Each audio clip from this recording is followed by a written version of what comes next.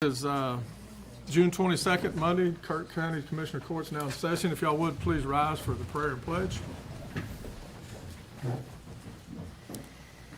Heavenly Father, we do thank you for this beautiful day, for all these folks that have come here to attend this court. Father, we ask that you be with us today, guide us, direct us, help us to always keep you in mind, Father, in all decisions that we make. Help us to honor the decisions that are put before us by being prayerful about them before we make decisions. So, Father, guide and direct us in all that we do. It's in your Son's name we pray. Amen. Amen. I pledge allegiance to the flag of the United States of America and to the republic for which it stands, one nation, under God, indivisible, with liberty and justice for all. Honor the Texas flag. I pledge allegiance to thee, Texas, one state, under God, one and indivisible. Yeehaw! All right. Oh man, we got those. We got the yeehaw going. That's good. Excited crowd today. That's good. Okay, as y'all can tell, Judge Rob Kelly is not here this morning, and so I will be presiding over court in his absence. First order of business is going to be a reminder on your cell phones. If you would, please silence or turn off your cell phones. If they go off, everybody in the courtroom is going to turn around and look at you. So if you would, please take care of those first.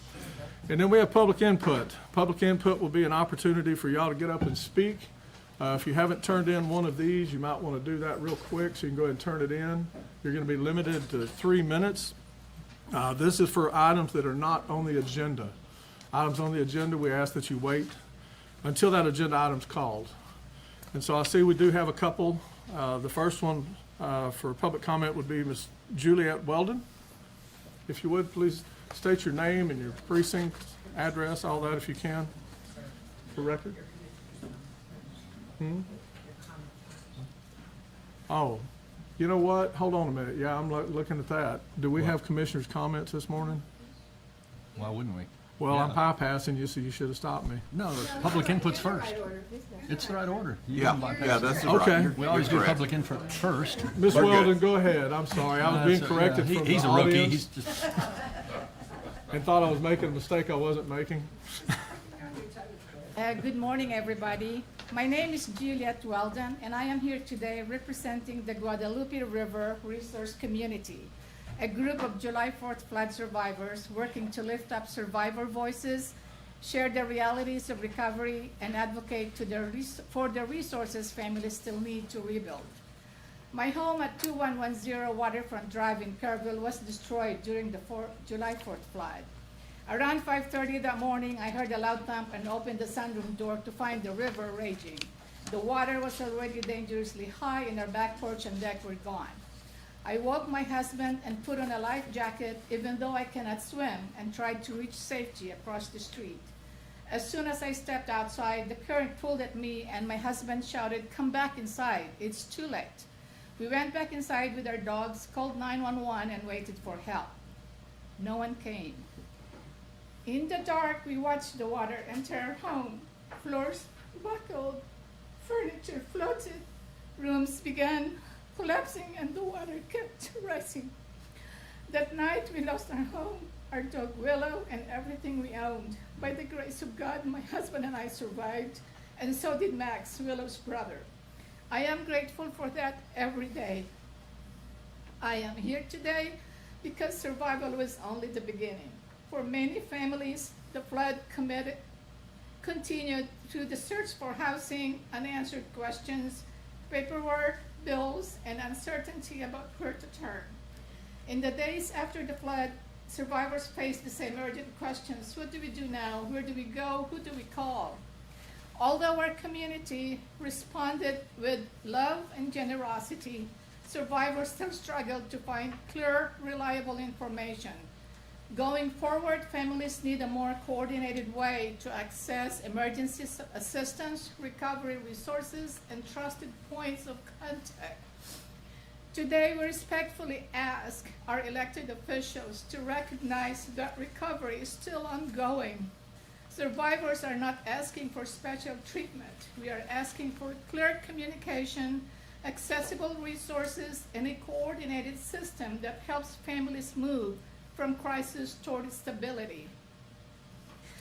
Our request is a centralized recovery resources. Survivors need one trusted place to find emergency assistance, recovery resources, eligibility requirements, and points of contact. We ask the county to maintain an updated flood recovery website, provide information in English and Spanish, create a phone hotline for residents without internet access, and notify residents through calls, texts, email, and social media. Number 2, continued support for renters and displaced residents. Rebuild Kerr through the Community Foundation has helped provide temporary housing and utility assistance.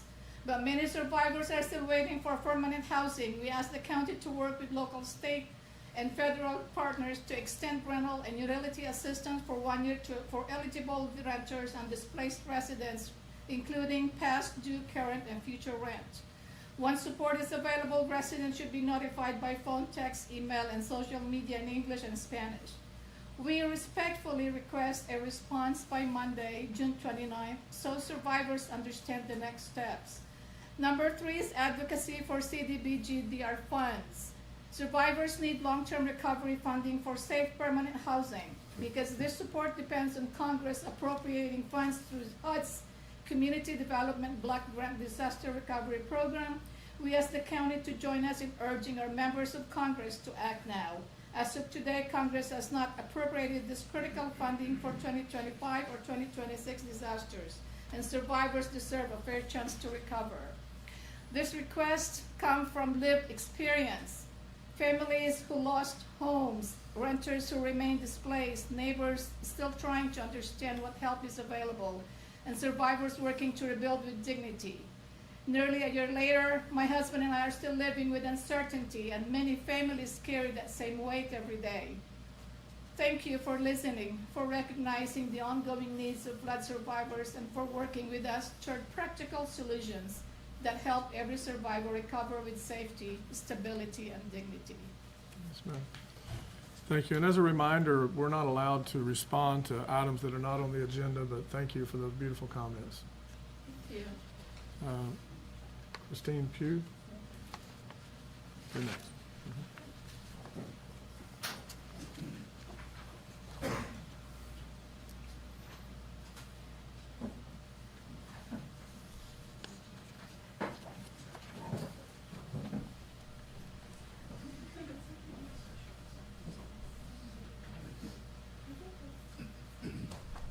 Good morning. I just want to make a statement about our hand count and successes of it. So Is this going to be, Christine, is this going to be on 1.1 on the actual agenda? 1.1, yes. Okay, well, that wasn't marked for me, so if you want to I'm wait. so sorry. That's Good. okay. I thought, yes, that's what I'm That's I was okay. thinking. We'll catch up with you in a minute. Good, good, good. You bet. Okay, now on to commissioners' comments. I'm just going to go ahead and pass. You're gonna pass, okay. I'm going to allow Rich some extra time here. All right, I'll take advantage of the extra time. No. The burn ban remains lifted for precinct 2, so fortunately we've gotten quite a bit of moisture and we're ahead of things for this time of year. I want to announce that there will be a ribbon cutting ceremony for the Flat Rock Park Memorial Cross, and that ceremony is planned for 10 a.m. on July 4th. So there are going to be prayers, gospel music, a speech or two, and the man who fabricated and donated the cross, Michael Collins of Mineral Wells, will be there, as will representatives of the companies and individuals who donated time, materials, or services to get that cross installed. That includes K-Pub, J3, Bad Company Excavation, and Pro Rental Comfort.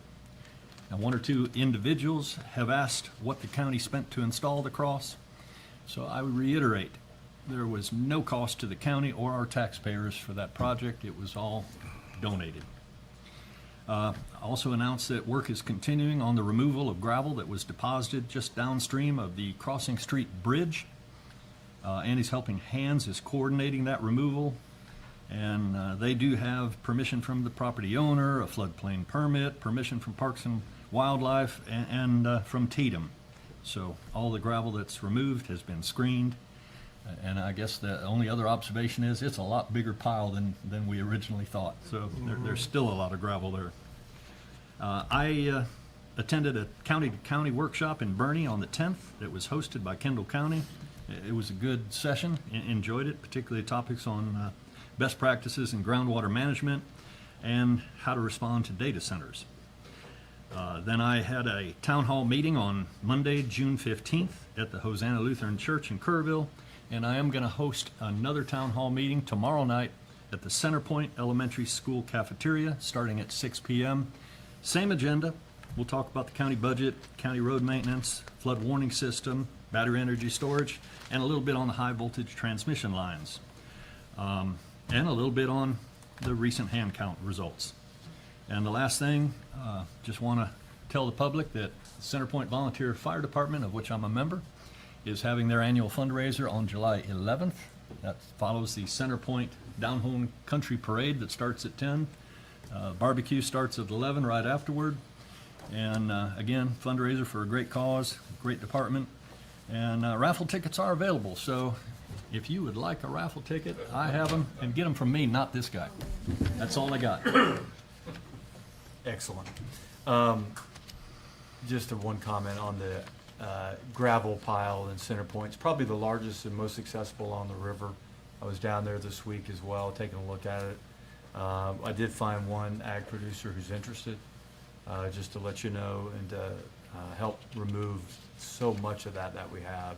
And it is available for a lot of folks to come and pick up gravel as well at almost no cost, just donations to Andy's Helping Hands. Pay for the fuel, basically, on the heavy equipment that they have. And I'm very grateful for what they're doing as well. It's a good solution. It's a community solution, right? Government didn't have to get involved, and I love seeing that they're doing it.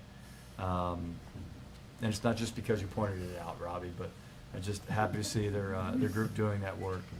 Burn ban does remain lifted, Precinct 3. Everyone seems to be burning how they should, which is great, and we have had some good moistures we're seeing out in the rest of the county as well.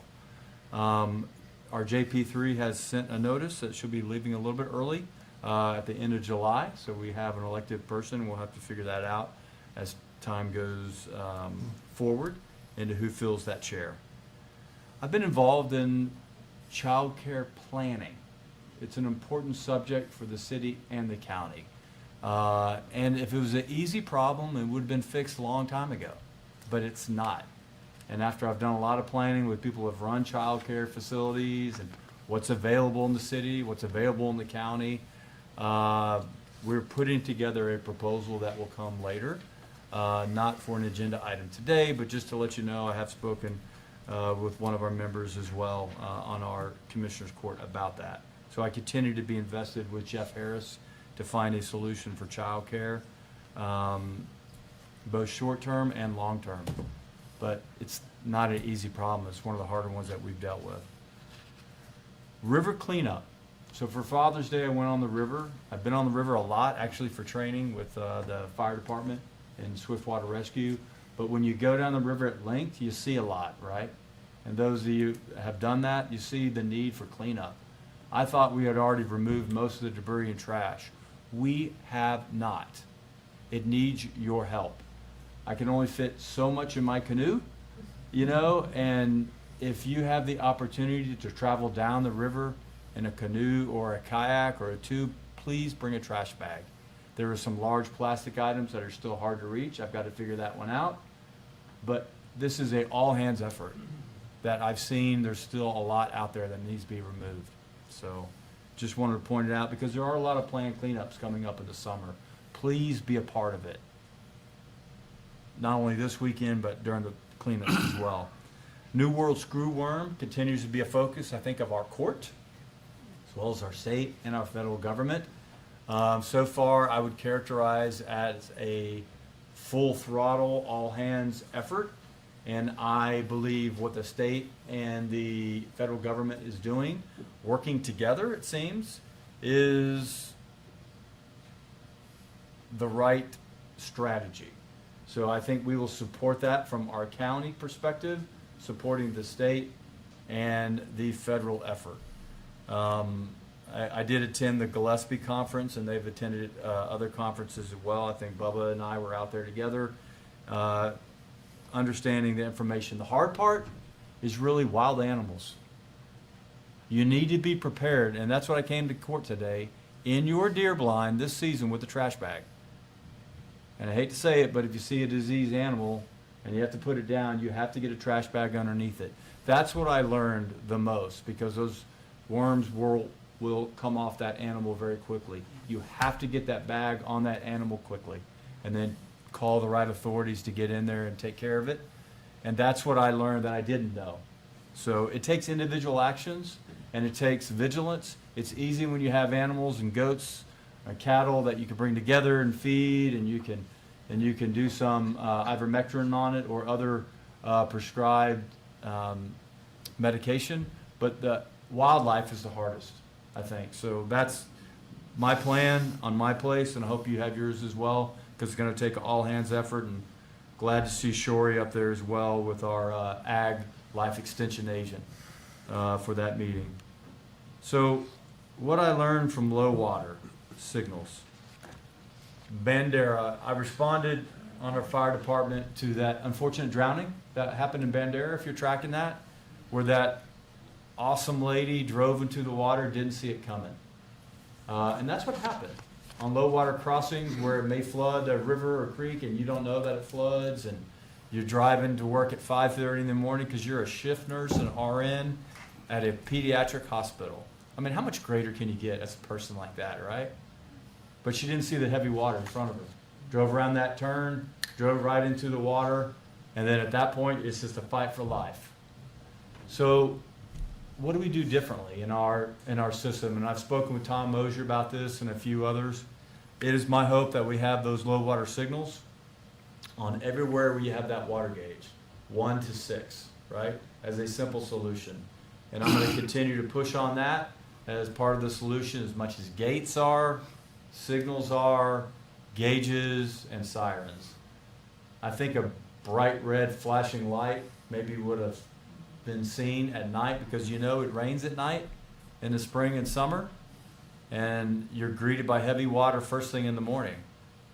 And you'd be surprised, once you look it up, how much that happens. It's way too often, people in cars, not just during the last flood, but during this isolated incident in Bandera. I just feel for that girl, Joelle, and her family too. That's it. Thank you. I want to talk about the shirts. Nah, you can go look at Sherps if you want. It's a great capability that Centerpoint has to offer, and they signed an MOU with the state.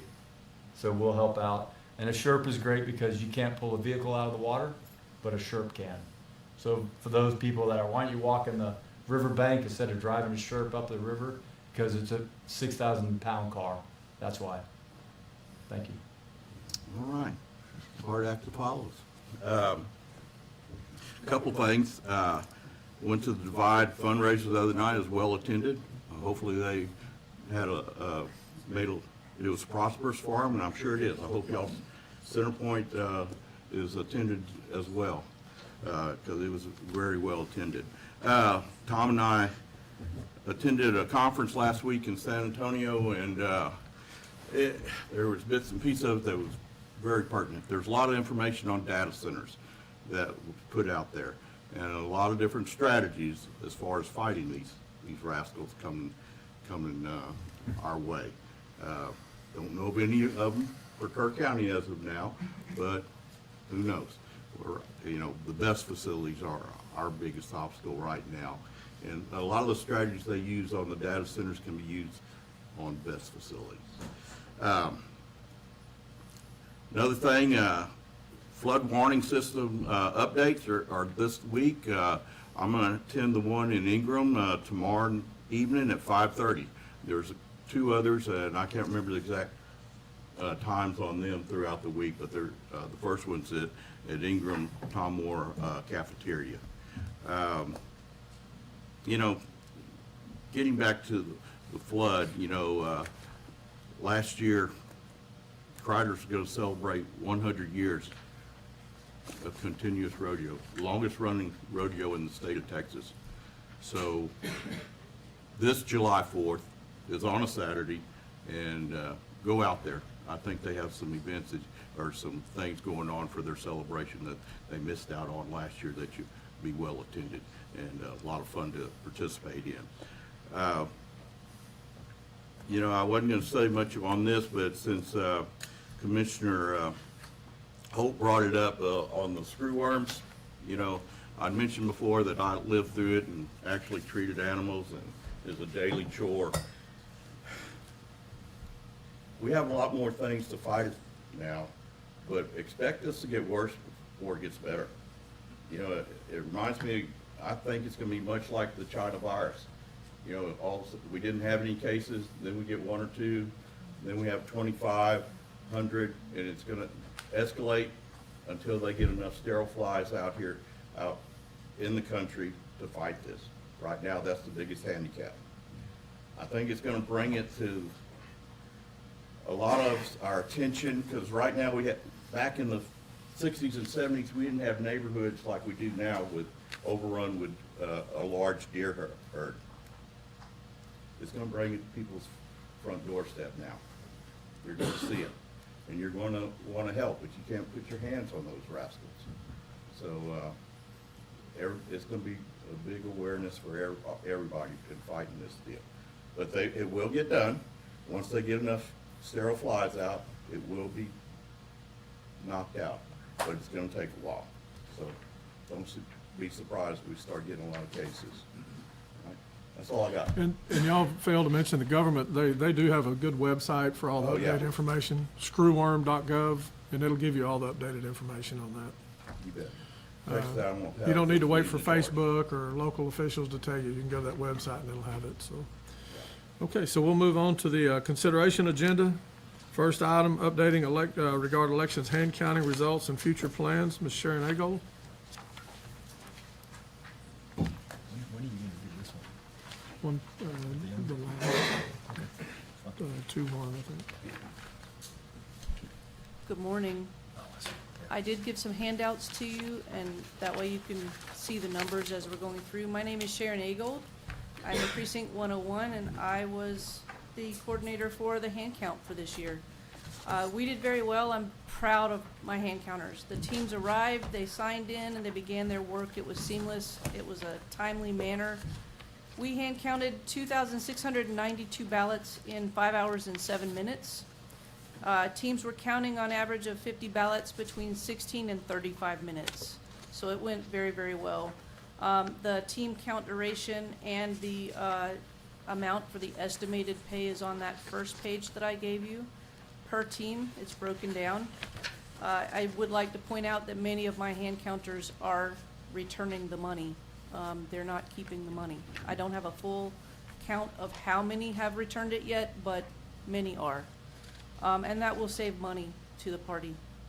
The first team began counting at 3:32 in the afternoon, and the final team completed their count at 8:39. We did have a member of the SOS Elections training team present. She was very happy with the forms and with our training program. I got to sit down with her and talk to her about that, and she said that the position that we had created of an expediter or coordinator isn't something that any of the other counties have done. And it was something that she wanted to possibly use and put out there for other people to use at their counties as well. It takes the pressure off the judges if there's someone outside of the judges calling these teams in. Otherwise, a judge has to stop and call the teams in, and it affects the presiding judge. I created color-coded name tags. You'll see that. There's a little picture of them. I wanted to make sure that if anyone audited us, we're required to have 2 trained election workers. That means SOS online training workers at every table. So at each table, if they had a green name tag on, they were trained by the SOS and the hand count training. If they had a white, then they only did the hand count training. What I did was I provided a box to the judges, and the certificates for all of those that had the green tags were in those boxes. And that way, if anyone came and said, okay, can you prove that these people have had this training, all they had to do was pull the certificates. They were right there for the judges. We didn't have that happen, but it was available if it was needed. Let's see here. The first teams delivered their returns, and it was Precinct 4. They did amazing. They got hit. They were really swamped with voters. And they were able to deliver at 9:30 p.m. and the final returns came in at 11:06 PM. We did have a little bit of a hitch in our night when the storm hit, and we ended up with a shelter-in-place order, and I do believe asking judges to carry out metal boxes in a lightning storm and a flood was not a good idea, so I didn't push them to go outside with those boxes and get them in. So that did cost us a little time.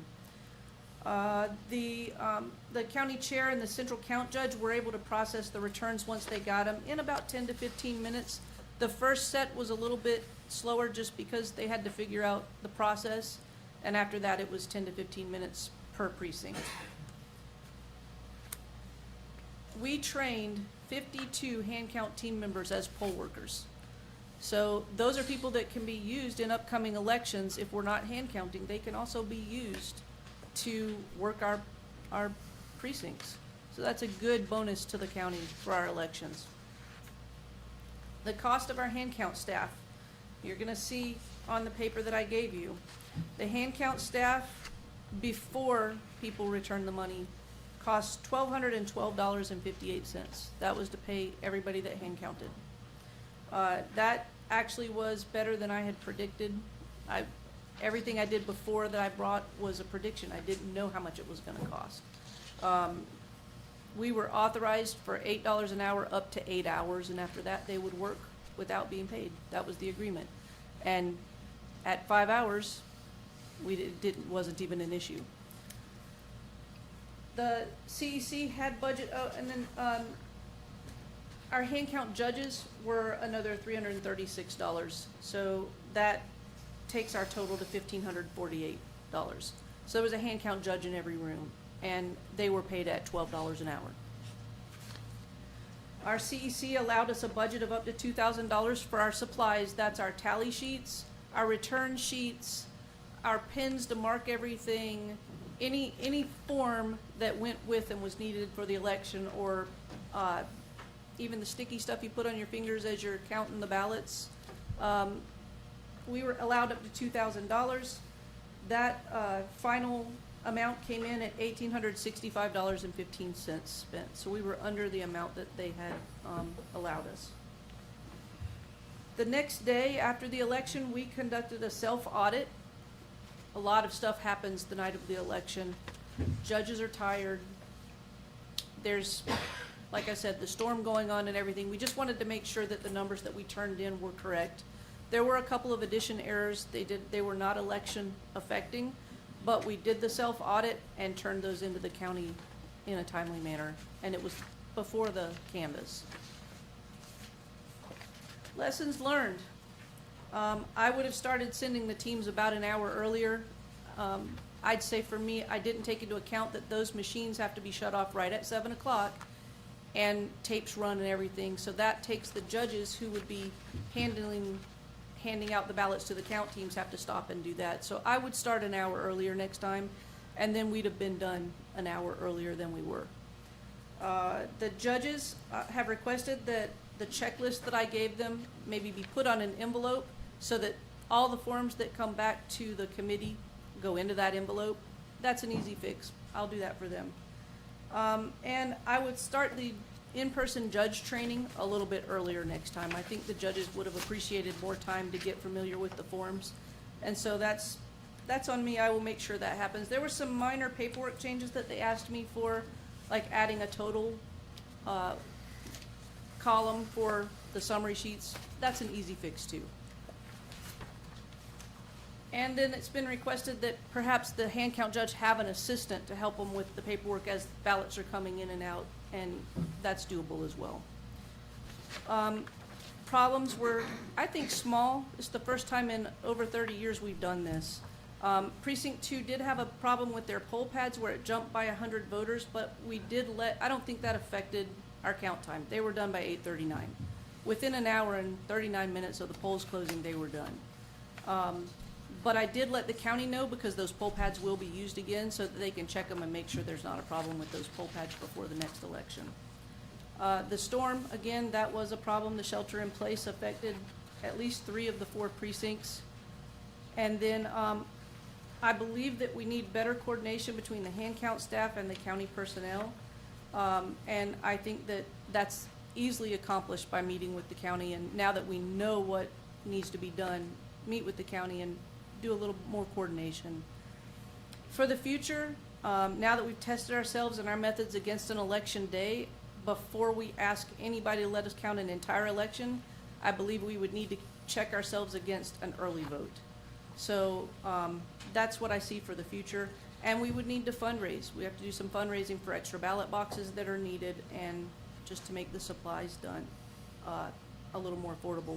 We might need a few more supplies than we needed for just a one-day election. So that's what we see for the future. If you have any questions, the ballots counted by the teams are in there on the second page that I had given you. Precinct 1 counted 690 ballots. Precinct 2 counted 750. Precinct 3 counted 447, and Precinct 4 counted 850 ballots. So whatever they did for their get out to vote, I think all of our other precincts need to figure out what Precinct 4 did, because they did an amazing job getting out to vote. And that's the end of my presentation, unless you have questions.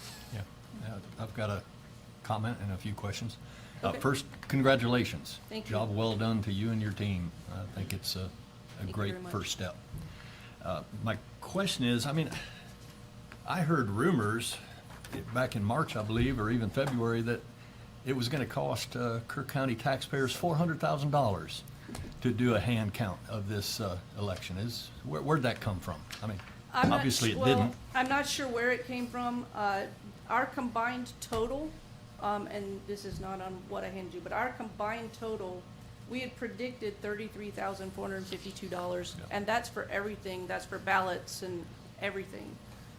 In the end, our actual combined total came out to $27,635.73. Right. So nowhere near 400,000. Yeah. And why did the Secretary of State, why are they only going to reimburse $22,000 instead of the total cost? It seems like a reasonable number. So in my conversations with the Secretary of State, and I do have an email from them, they do acknowledge that they have a fiduciary responsibility to pay for reasonable costs. Those reasonable costs are written out. So what is reasonable is listed in the Texas code. And I'm pretty sure that everything that we've got falls under that category and will be reimbursed. They have an amount that is given to them for the entire state by the legislature. They have to stay within that. And what they told me was, once they get all of the funds reported to them that are needed by the counties, their intention is to repay the money. Oh, good. So So- there's a reasonable chance that Yes. all your costs will be covered. That is correct. Great. There is a very reasonable chance, as long as nothing we submitted was unreasonable. Yeah. Like forms that you have to have, those are reasonable costs. course. Your election workers are reasonable costs. And I think we showed that with the times that we turned in, we weren't counting for 24 hours, so, which I would say would be unreasonable to pay for. We counted in just Yeah. over 5 hours, so I do believe that their intent is to pay and that they will refund the rest of the money. So Sharon, I'm sure I'm like a lot of other people were very interested in the results. If all the results were turned in by 11:06, why was it like 1:30 in the morning when they were finally posted on the county website? I cannot answer that, because once it was out of my hands, I wasn't in that room. I don't know what it took to get those entered. see. Remember now too, and I will say this, it's been a long time since anyone has entered individual data. It could be that entering the hand data took longer. I don't know, because I wasn't on that end of it. That would be something we would have to ask the staff from I the mean- courthouse. It looked to me like a pretty simple form that was submitted, but anyway, the last point, I believe I heard from the county chairperson that this was actually delivered earlier than the results on March 3rd. Is that correct? That is what I've been told, yes. Great, very timely, despite all the weather and other problems. It was. And I do believe that the Democrats turned theirs in, and they did the machines. I believe they turned in around 9 o'clock. Yeah. So they weren't much faster Yeah. than us. And also, and I should have said this before, I apologize, that if we do hand count a part of a general, then I would be willing to reach out to the Democrats, because we will need to include them. They're going to want to be included in the hand count if we did one.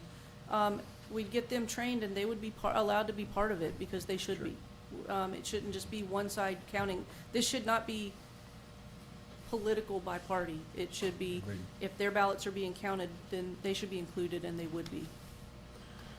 Good, thank you. Sharon, you know I'm not an advocate for hand counting, I do know that, yes, sir. but I we're do. still friends. Yes, we are. But I will tell you what I am an advocate for, and that's doing things right. And I think you and your team did a great job. Thank you very much. You did right in the way that you processed it and handled it, and everyone in the county appreciates that. Thank you. So, we have a couple, y'all more questions for her? We got a Just couple of one. speakers. Okay. Are you a CPA by background? Because your numbers are really good. That's a really good report. No, I'm a special ed and private math tutor. Your math, okay. Math I'm and trying to science. understand how you're so good with numbers and presenting all that. But it- and a Yes, former I was a yeoman. Navy yeoman? I was a Navy yeoman, yes, sir. Yeah, you nailed it with that report. It's easy for me to read, it's good context, but you tracked all that data, which We is did. great to understand, and it's a very good report. So now I understand a little more clearly.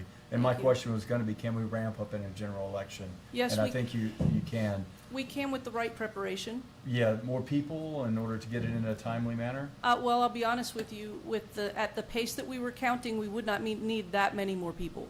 Okay. We would start earlier in the day, because once you start counting, you have to count continuously. The reason I waited to call them in until later in the day was because if you call them in and they run out of ballots, then you're paying them to sit there. They can't leave.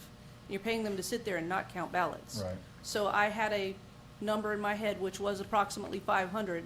Soon as they were getting close to the 500 ballots, then they would get a team, and that's how I sent the teams in. And it was about a half an hour after that that I would send the next team. So the teams rolled in just on a rolling basis to make sure that we used the money the right way and that we had the right number of people there at the right time. So that's why I did it that way. Awesome. But we Thank you. wouldn't need that many more. Okay. And they're Sharon, excited. They're ready. I'm telling you, I had them sitting out. They were in their cars in the rain, some of them waiting, going, "Did we miss your call? Can we go in yet?" They were very excited. These hand counters did an amazing job.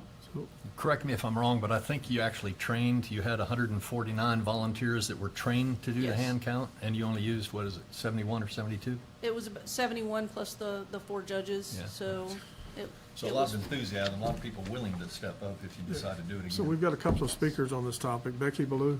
yeah.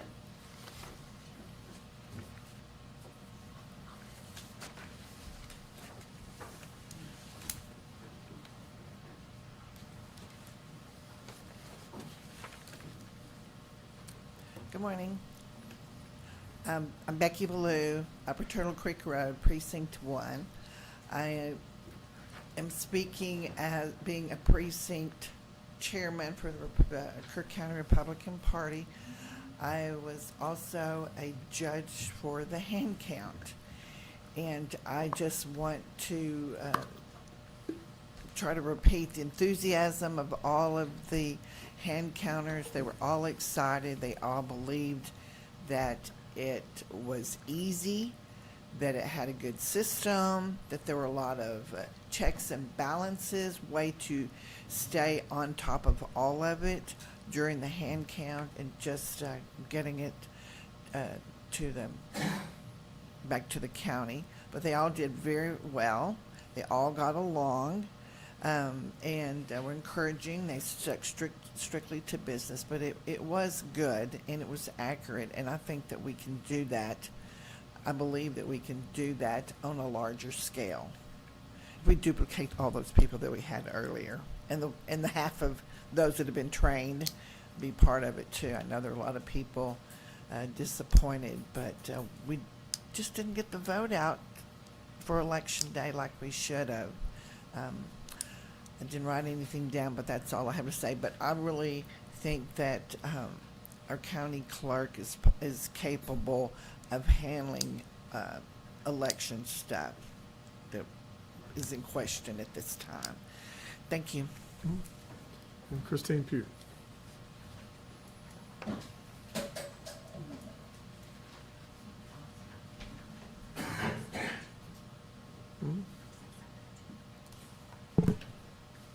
Good morning again. Just gonna talk about the hand count, what I observed and my experience. So on May 26, 2026, Helen Hurd and myself worked at Central Count Station. As presiding judge, I felt it necessary to study hand counting forms, logs, and registers to prepare for election day at Central Count. My objective was to make sure that the vote totals were expedited in a timely manner. The first precinct to deliver their secured ballot box was Precinct 4. They arrived at Central Count at 9:30 p.m. Once we received the precinct total ballots casted for the day, Helen and I started the process of adding the early voting runoff totals with the election day totals for each race. We took about 30 minutes on Precinct 4, but once we got the hang of it, we just quickly started to get familiar with it and the process, and it sped it up. So after that, the other 3 precincts took about 10 to 15 minutes to count and total up all that information. And then after that, we sent it over for them to enter into the system for the Secretary of State. Overall, I feel that this was expedient and successful, considering that this was the first time hand counting has been reintroduced to the election process. Our goal was accuracy first and then speed. Thank you for your time. Thank you. And Robbie Pettifus.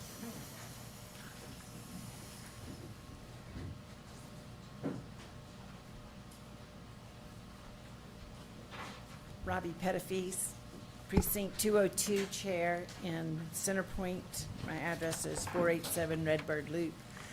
You know I prefer to take notes than to speak, but I do think it's worthwhile to just comment that on the runoff election day, I had clerks that were either not really for hand counting or really had no opinion.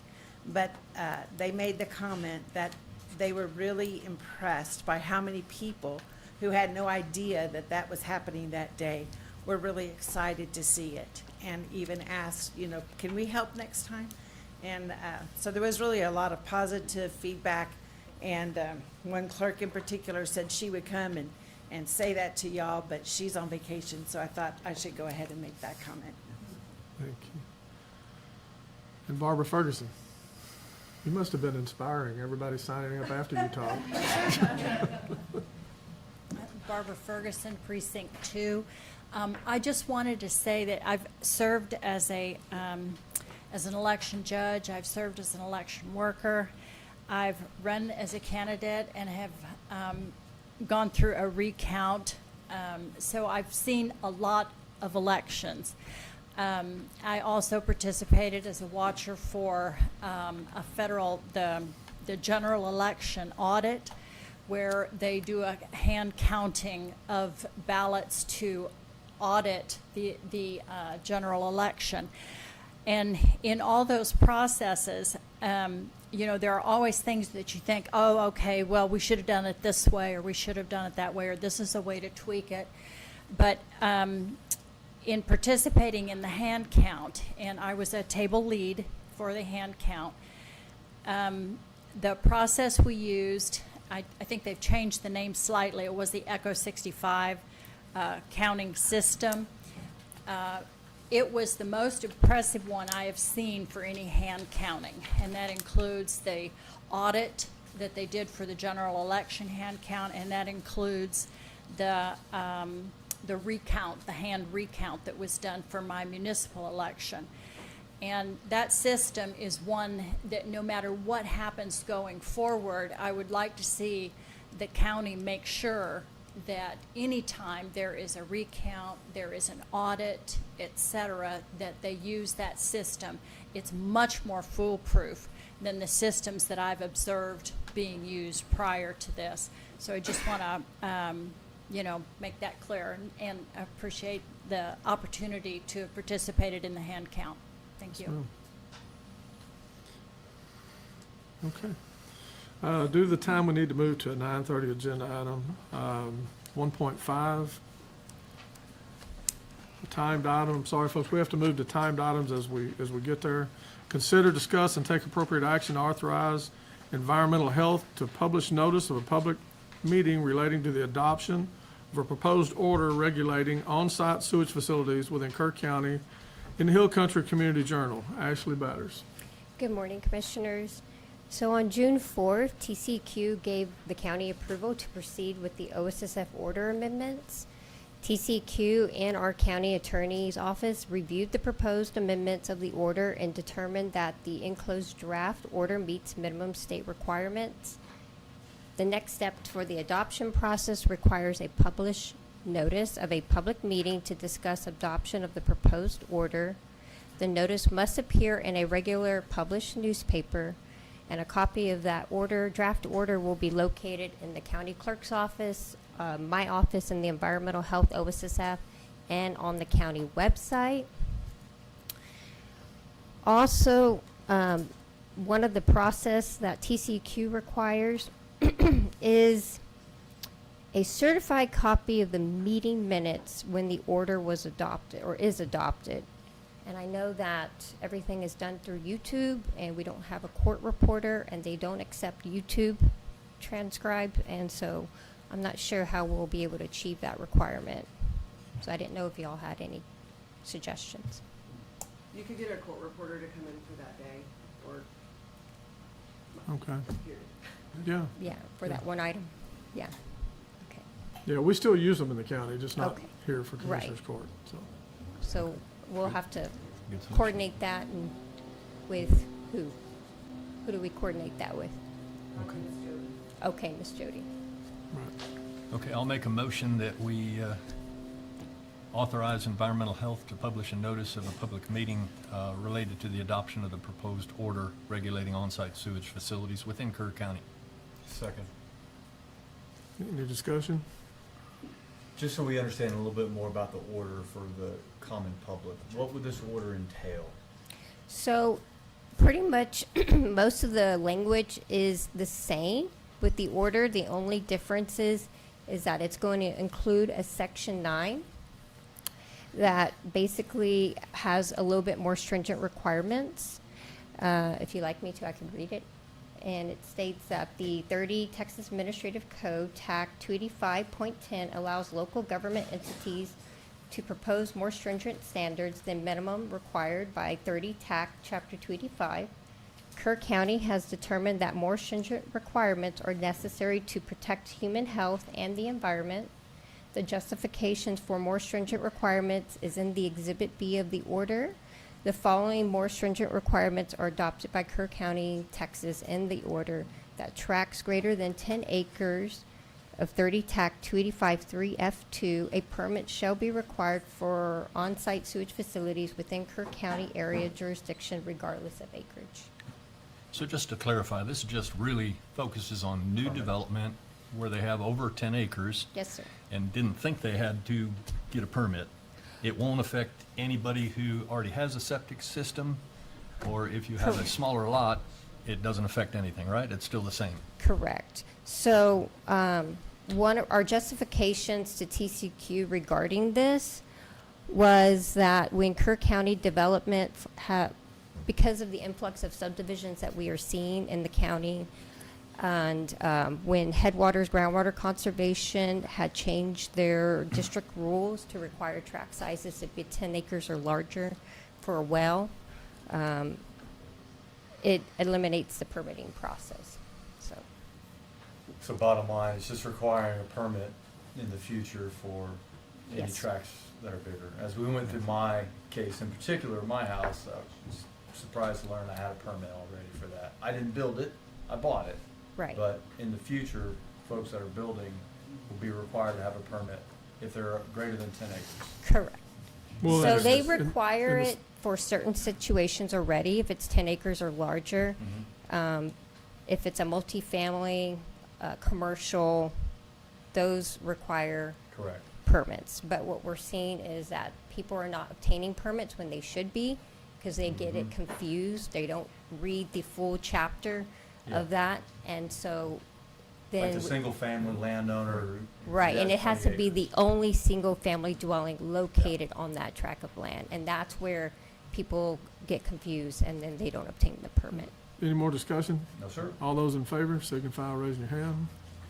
Okay, motion passed 4-0. And 1.6, consider, discuss, and take appropriate action to set public hearing on July 13th, 2026, related to the adoption of the proposed order regulating on-site sewage facilities. I'll save you the time. I'll make a motion that we set a public hearing on July 13th related to the adoption of the proposed order regulating on-site sewage facilities. Second. Any discussion? All those in favor, say aye. Raise your hand. Thank you. All right, 4-0. Okay, thank you, Ms. Ashley. 1.2, consider, discuss, and take appropriate action to approve proclamation commemorating the 250th anniversary of the United States of America. Ms. Mindy Wenderly, Doug Herzl, and Nancy Foster.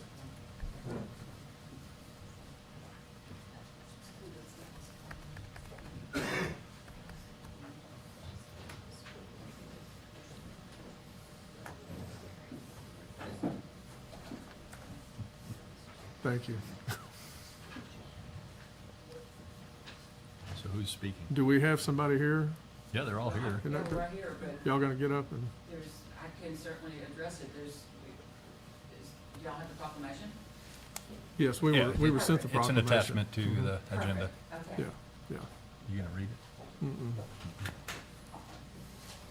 Good morning, Commissioners. Dig in. My name is Mindy Wenderly. I'm the President and CEO of the Kerrville Area Chamber of Commerce, and on behalf of the Kerr 250 Committee, we thank you for giving this opportunity to read and approve a proclamation dedicated to our America 250 celebrations nationwide, but specifically here in Kerr County. On behalf of Nancy Foster, who is our ringleader, wonderful organizer, Doug Hetzler, who had to leave. He's the general manager of Gibson's.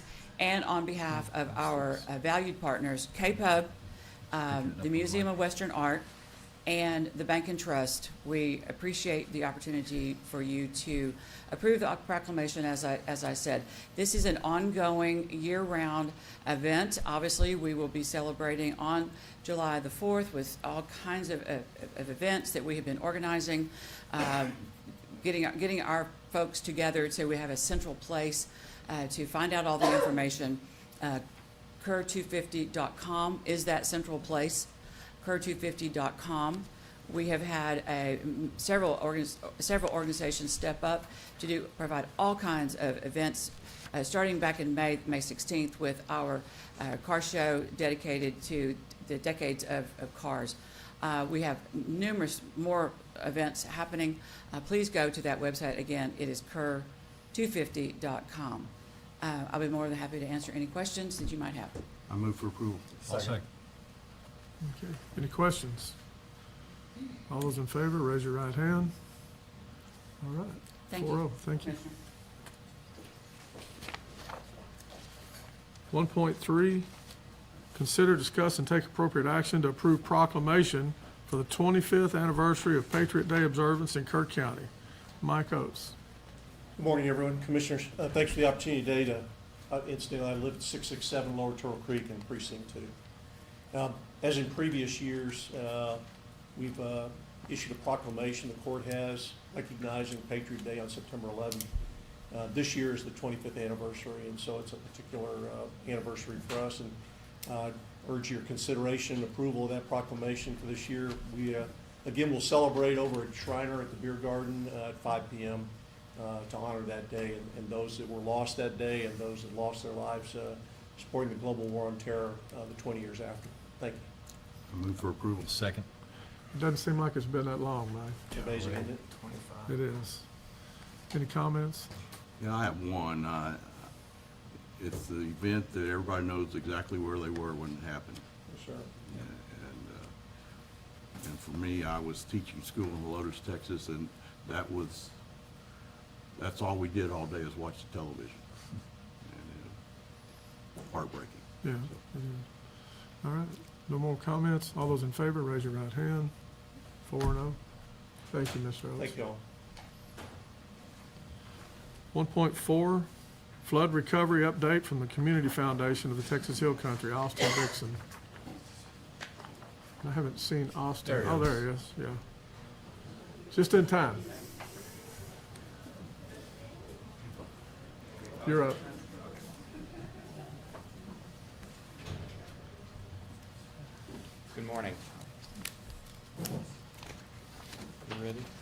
Great, thank you. Good morning. My name is Austin Dixon, and I'm with the Community Foundation of the Texas Hill Country, and I've come today to share a little bit about what the foundation has been up to in the past year. A year ago, when floodwaters rose across our community, it changed our community forever. 137 lives were lost across the region, and 119 of them were in Kerr County. Many of our families here and throughout the state lost loved ones. Many lost homes. Many lost businesses. Like so many families across the community, mine was also changed forever on that day. But this morning is not about reliving what has happened. It is answering a simple question for the community. What is from the Community Foundation's perspective, 1 year later, where are we? People are home, people are healing, and our community is strengthening, and recovery is real. Next slide. The first challenge after any disaster is information. People need to know where to go, who to call, what help exists, and what steps come next and in what order. That is why on October 1st, we launched rebuildkerr.org. It was and is a central hub for survivors, volunteers, nonprofits, government agencies, and donors. Recovery is very complicated. A community-wide recovery effort only works when everyone is working from the same information. Rebuild Kerr has created that starting point. Last time I was before this court on October 23rd, we had 287 households who had registered cases through Rebuild Kerr, and we had 27 case managers. To date, the Community Foundation now has 32 case managers working with 641 cases across the community, of which 138 cases are completely closed and all recovery needs are met. All of our case managers are local people employed at local organizations and paid a salary by the Community Foundation. Early in recovery, we made a commitment. We would not make decisions based on assumptions. We would make decisions based on data. Through a county-wide needs assessment through Rebuild Kerr, hundreds of households have shared what they are experiencing, and the results were clear. Housing was the largest long-term challenge our community faced. Mental health needs were significant. Businesses needed support to survive. Community institutions needed help to reopen and recover, and that data became our roadmap. This data is also publicly available on a dashboard on Rebuild Kerr to help us stay transparent, measure progress, and adjust strategy accordingly.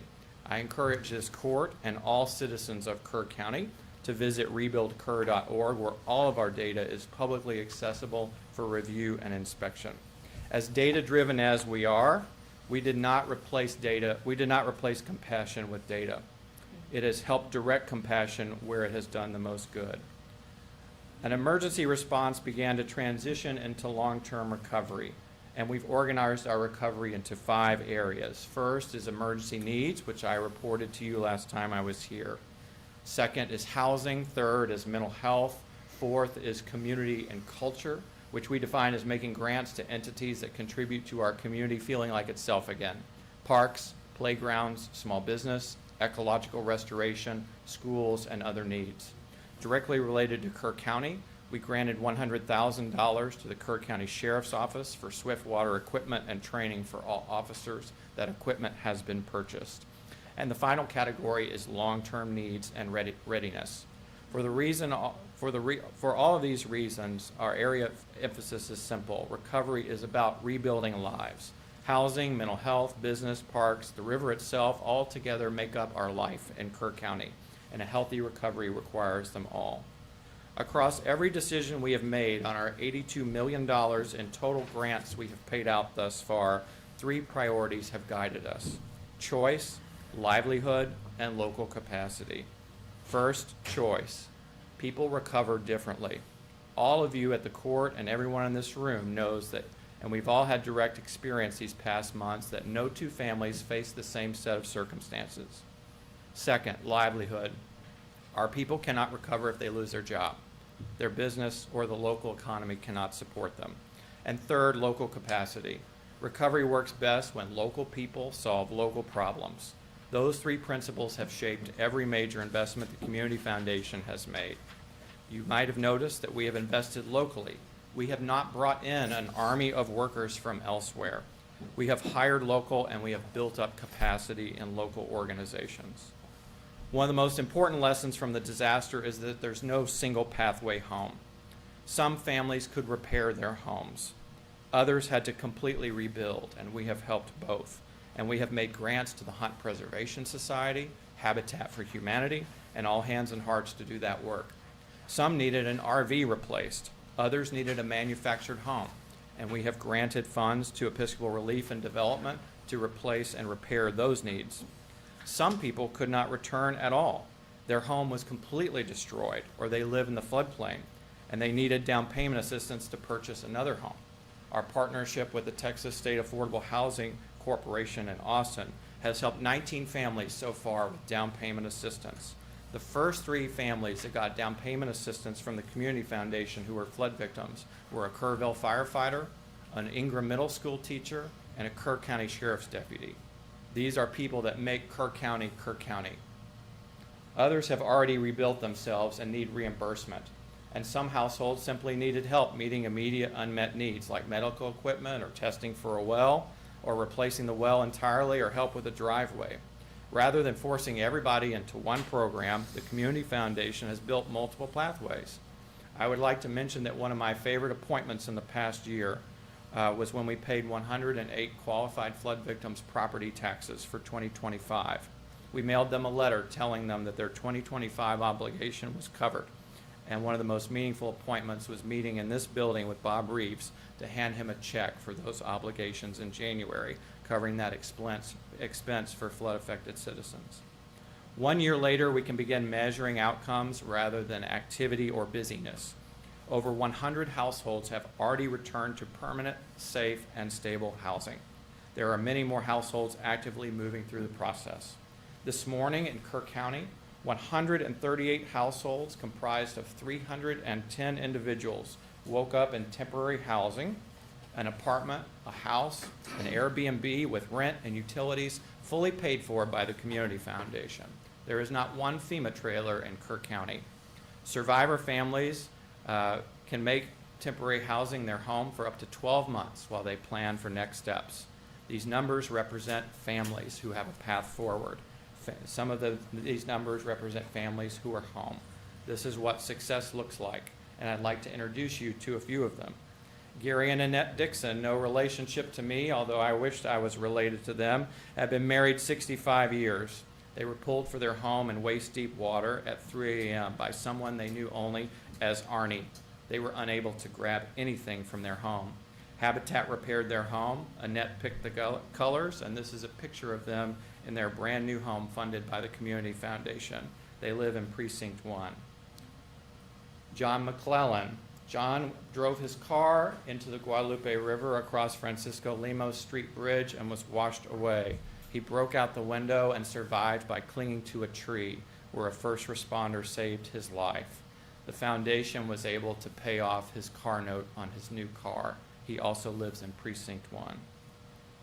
Robert and Victoria Height were in Bernie, thank God, on the night of the 4th. Victoria's mother had asked them to come over and stay the night, and that decision saved their life. The next day, Victoria saw her own house on the news, surrounded by water and first responders.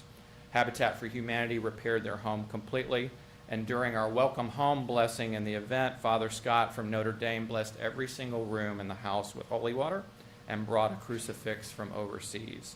Victoria was pregnant on July 4th, and their daughter is now home and safe. They live in Precinct 2. Every family has a different story. The Cole family, their home was completely destroyed. And here is a picture of them with their grandchild and their case manager, Brittany Lehman. Through hard work of a local realtor and a local lender, they received down payment from the Community Foundation to purchase a new home, staying put here in Kerr County where their roots are. This is results. This is stability and the opportunity to begin again and the opportunity for Kerr County to keep its residents. They live in Precinct 3. Priscilla and Tabor live near Barb's Flower Barn. They had bought their first home to grow their family. They moved in April of 2025. They never imagined the river at the end of their street would ever become a problem. They moved back home in March. Their home is completely restored. They live in Precinct 3. The Broach family, Gary Broach runs Rhodes Taxidermy, longtime resident of Bumblebee. His home is also repaired.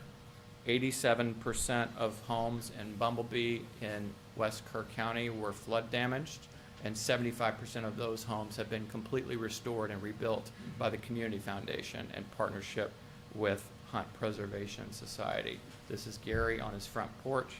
He is a Precinct 4 resident. But housing is not enough. A community cannot recover if the economy and businesses do not recover.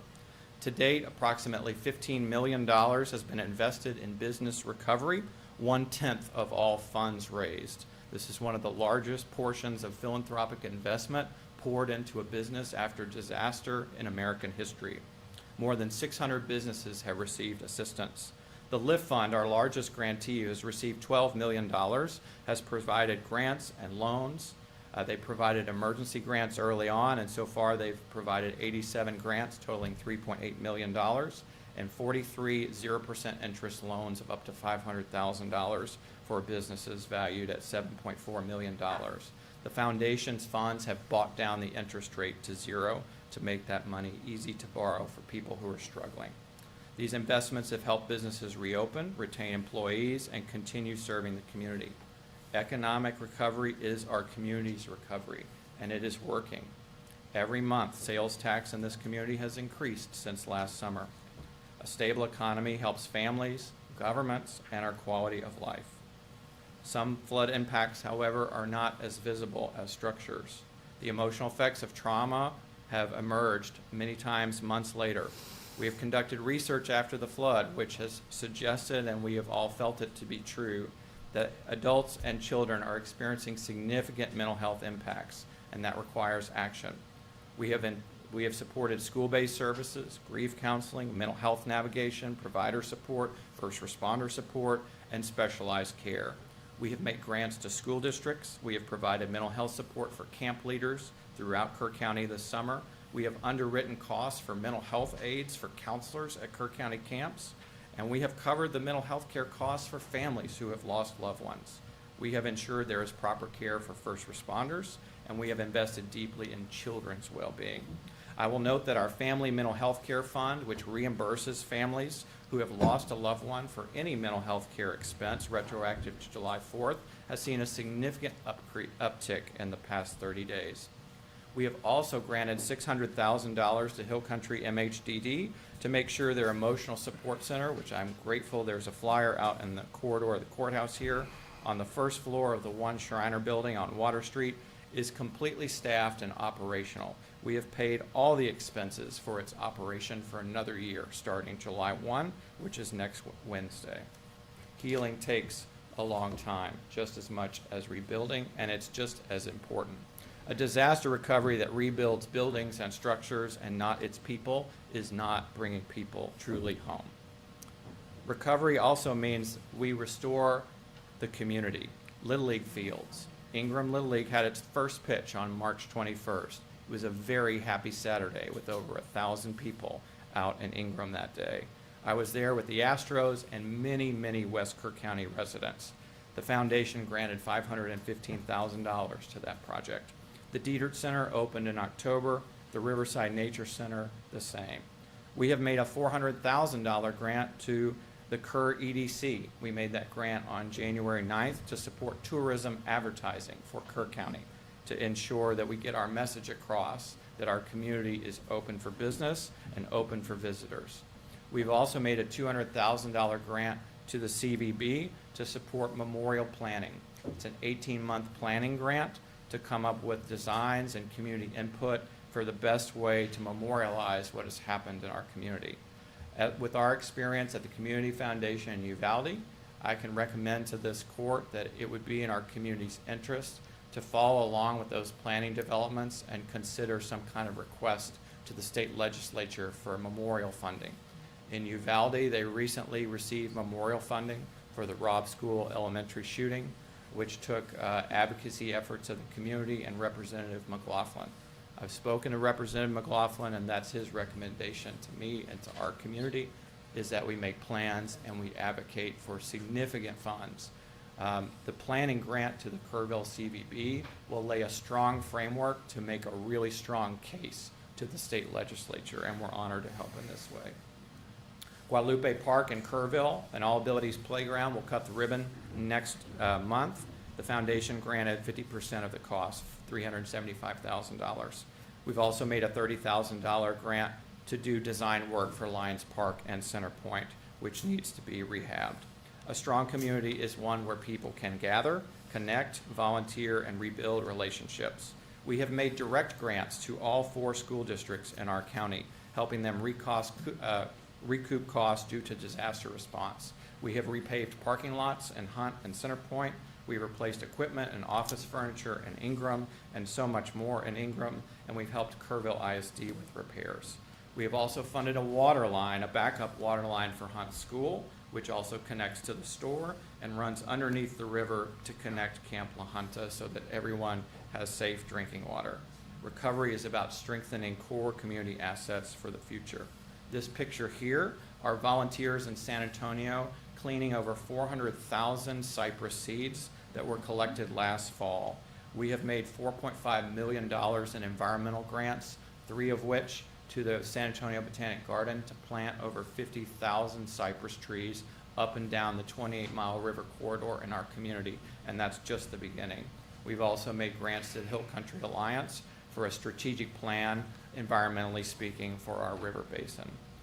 One of the most important decisions we made early in our recovery was to invest through local organizations whenever possible. To date, of our $82 million in grants, $75 million has been granted in Kerr County directly to over 80 organizations. That's organizations like the Hunt Preservation Society, Light on the Hill at Mount Wesley, Habitat for Humanity, and dozens more. These organizations know our community better than anyone on the outside. They know our people. They are local capacity, and local capacity is a recovery strategy and a resiliency strategy. Standard economic models suggest that the grants we have spent so far in Kerr County have created between $100 and $125 million in total economic activity through wages, construction expenses, local businesses, materials purchased, and workers hired locally. After a year, some lessons have become clear to us. Recovery requires coordination. There is no single organization that can do any of this alone. Local leadership is essential, and it matters. We've also learned that the people closest to the problem are usually also the closest to any solution. We have also noticed that housing drives long-term recovery. When housing stabilizes, all other problems are much easier to solve, and we are seeing that in our community. Data improves decisions, and the strongest recovery tool we have seen is still people helping their neighbors. Our work is not finished. Housing remains our largest priority. Mental health support will continue to expand over the next year. Economic recovery will be monitored, and we will continue to be supportive. And we are also beginning to focus on what long-term resilience and recovery means. It's not just to use our funds for recovery, but it's to better prepare for next time. According to the U.S. Chamber of Commerce, every dollar we invest in preparedness is $13 we don't have to spend in recovery. So where are we 1 year later? Simply, we are not finished. Some families are still waiting to come home. Some businesses are still recovering. Many people, including my own family, are still grieving. But process is real. People are home, people are healing, and the community is strengthening. These are not phrases. These are measurable outcomes in our community, and they belong to Kerr County. Recovery is a long-term effort, and we will continue to be transparent and accountable to the community and engaging with the community. At this QR code on the screen, I encourage this court and every citizen to follow recovery dashboards. There's a Monday morning 6 a.m. newsletter that goes out with data, video, stories, ways to apply for grant and other mental health services, all at that QR code.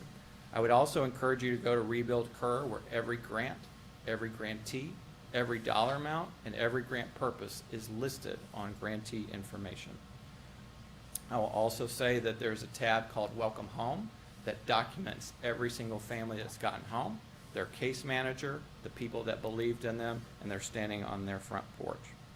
A year ago, many people wondered what would happen to Kerr County. Could we recover? And were we up to the task?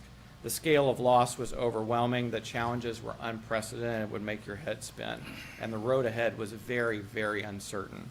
And I'm proud to say that today, 1 year later, our community is demonstrating what's possible when local people and local organizations and local leadership come together around a common purpose. People are home, people are healing, and our community is strengthening. That, in fact, the pace of housing recovery that we have achieved in the past few months is the fastest ever documented in American history after a natural disaster. And that did not happen because of any one organization. It happened because there are thousands of people who made a decision that recovery would belong to all of us. The story of our community will not be defined by this flood. It will be defined by what we build next. Thank you. Do I have any questions? Austin, a couple questions. So from your presentation, 82 million in grants have been awarded? Yes, sir, Is that as of the total? today. Okay. So how much money do you have left? So we raised 150 million. So the math off the top of my head, I'm embarrassed to say on camera, what would that be? You don't have to. Okay. I'm going to 68? guess you earned some interest on that. And anyway, that's okay. That gets me there. And I don't know if you were listening when we had public input at the start of the meeting, so. I was not. There wasn't A enough number room of for me to- individuals were here, and Ms. Juliette Weldon reported on behalf of what they're calling the Guadalupe River community that it sounds like we missed them. They didn't get a case manager. They're still struggling. They're not back. I don't know if they're renters or Okay. it sounded like that, but. Like I said, I wasn't in the room and couldn't Can I ask you to hear. look into that? But You I can- would say that rebuildcurr.org is the front door for all flood survivor families. Yep. It's been open since August 1st. And you register and you get connected with a case manager, and there's 641 cases currently assigned. So 641 households in our community have navigated that process and been connected. I would encourage them to go there and get connected with a case manager and see how we can help them. So excellent presentation, Austin. I appreciate all the work y'all have done, but I'd be curious, how do y'all differentiate yourselves from the Kerr Together long-term recovery group that the county actually designated? What's That the last county one? actually designated as the long-term recovery group? Yes, sir. How do y'all differentiate yourselves from that? Are you partners or you what? So we are a supporter of Kerr Together. We're a partner nonprofit. We are not the long-term recovery group. We're a community foundation that raised private funds from the American public and are granting those funds according to our rules, regulations, and in partnership with community needs. So we have multiple advisory councils made up of local residents that are advising our grants and recommending those to the board. We have a housing council. We have a community and culture council, a mental health council. The long-term recovery group has brought many suggestions and recommendations to the foundation for funding. The $400,000 tourism grant was a recommendation. The grants to San Antonio Botanic Garden and Hill Country Alliance, a grant to the Kerr County River Foundation. I see one of their representatives in the room. All of those were recommended by the River Working Group. I think it's also important that the Community Foundation's funding is focused on what philanthropy can take on. Housing is complicated, it's expensive, it's challenging, and the Community Foundation has taken that on head-on with case management and rebuilding and repairing homes, and we've absolutely taken that on as a responsibility of philanthropy in this community, and there's not another group that's doing anything on that scale. So The y'all long-term- basically created a whole different division of the community foundation. Correct, to distribute disaster funds. So whenever a disaster strikes in the Community Foundation's 10-county area, we determine whether or not it's a certified disaster and whether we need to raise funds from the public. We did this for the Uvalde shooting, and we had the Crabapple Fire in Gillespie County earlier last year, where we raised funds and worked with Judge Jones over there to distribute funds to fire victims and VFDs in that area. So the foundation is no stranger to this. It's just that this disaster had a national attention span, and we raised significant funds. So we are in partnership with the long-term recovery group insofar as there are certain bodies of work that we overlap, There's also things the long-term recovery group is working on that are outside the scope of philanthropy, like flood warning systems, for example, and other things. So there's some complementarity there, and then there's also different things that we do. Okay. Yes, Commissioner Holt. How can we do better? Where are we falling short from your perspective? Who is we? County. County? Yeah. Um, You have a great lens over everything, and I know Yeah. that. But is there anything we're missing the mark on that we need to concentrate on? I know it's been the community pulling together and a long-term working group in the city and the county, but Respectfully, sir, I would say that this community is strong, its people are strong. I think where we could use assistance is with, and I know this is already happening, but the county advocating for what it's owed and what it deserves from other levels of government over time. There will be funds that come later from community development block grant, disaster relief grants, flowing through the general land office, of which our former state senator now runs.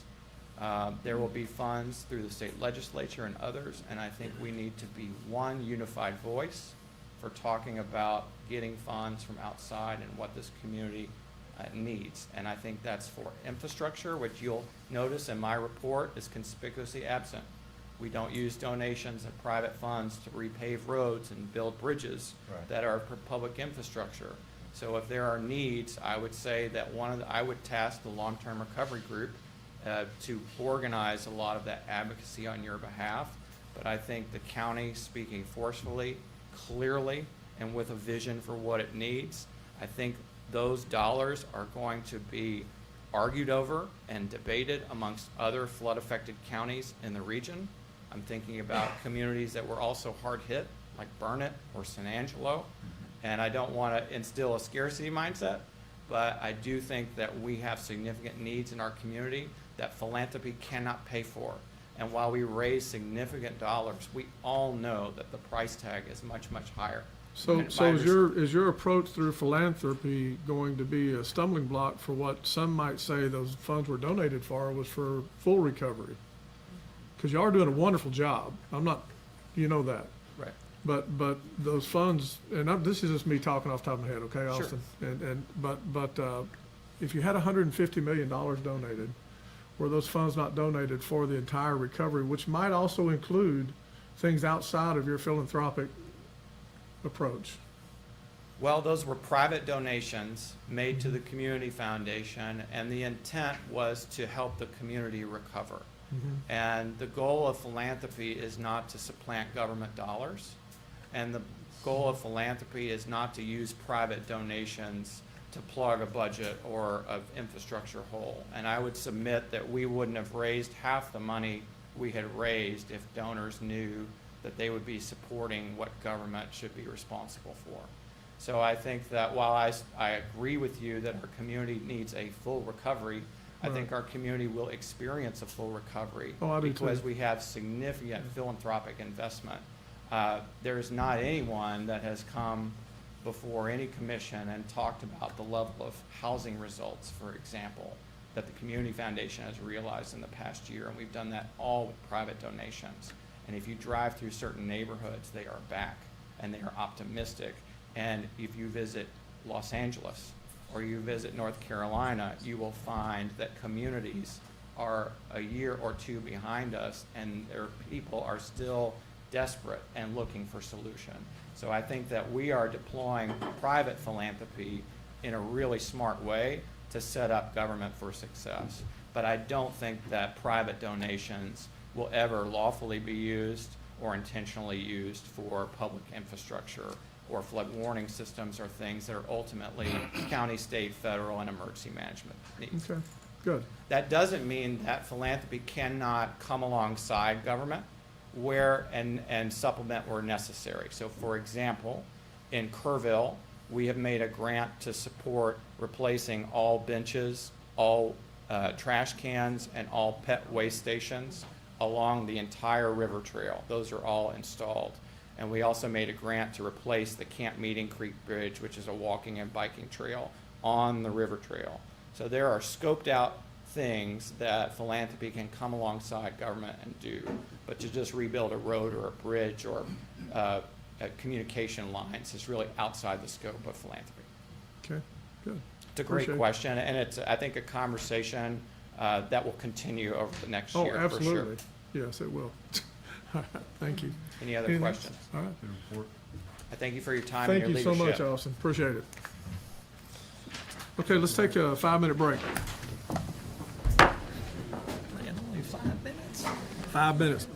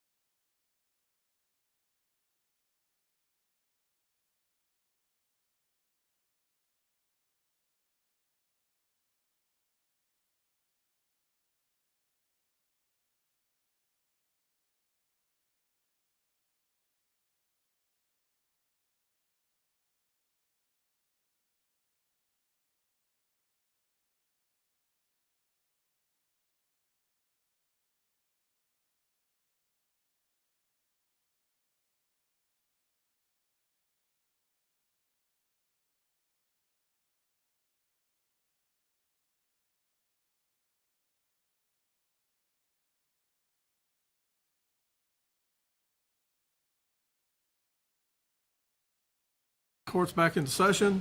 We have a 10 o'clock timed item we need to get to real quick. Item 1.12, public hearing regarding revision of plat for Horizon Section 1, lots 8, 9R, and 10R, Volume 6, page 323, Volume 7, page 192, Precinct 1. And this is a public hearing, so public hearing is now called. Is there anybody here that would like to speak? All right, if not, then we will, public hearing is adjourned. And we will go back to item 1.7. Consider and discuss and take appropriate action to ratify and confirm acceptance of the 2025 Operation Stone Garden Grant number 4899304. Captain Gage. I'd like the court's consideration on, go ahead and accept the award for Operation Stone Guard for 25. The award amount is $42,729, and that's towards overtime for deputies working that Operation Stone Garden grant. Move for approval. Second. Any discussion? All those in favor, raise your hand. Well, I was about to ask a question. Oh, but- go, do you need to? Well, tell me, how are these funds going to be used? It's for overtime for deputies to work Operation Just Stone Guard. overtime? Yeah. Okay, this Yeah. isn't, they're Yeah, not being there's used no, for cameras or, No, there's no equipment on this one. thank you. There was kind of a transition in this campaign and some funds. We're hoping at the end of this campaign we'll get some more obligated funds towards equipment-wise, but there was a, All right, no further questions. All those in favor, raise your hand. Unanimous. 1.8, consider, discuss, and take appropriate action to accept the bid responses for the request for qualifications, RFQs, for a part-time contract county fire marshal, Noel Putnam.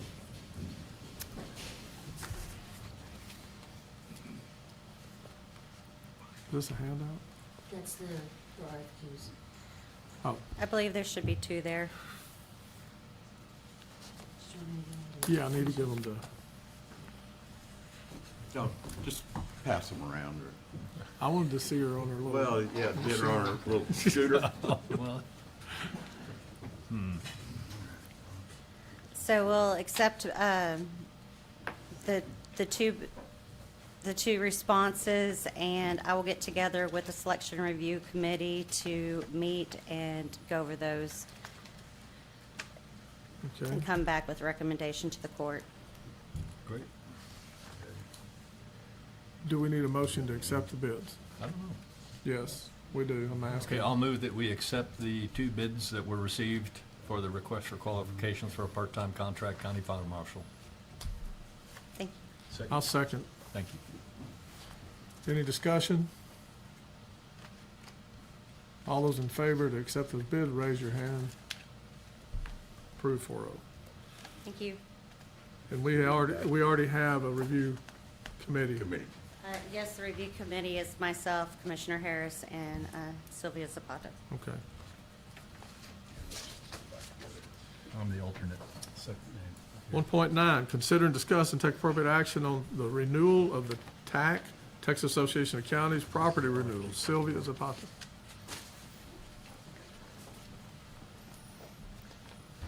Good morning, Commissioners. This is just our annual review on our property insurance. Any questions? How much is it going up by? 13%.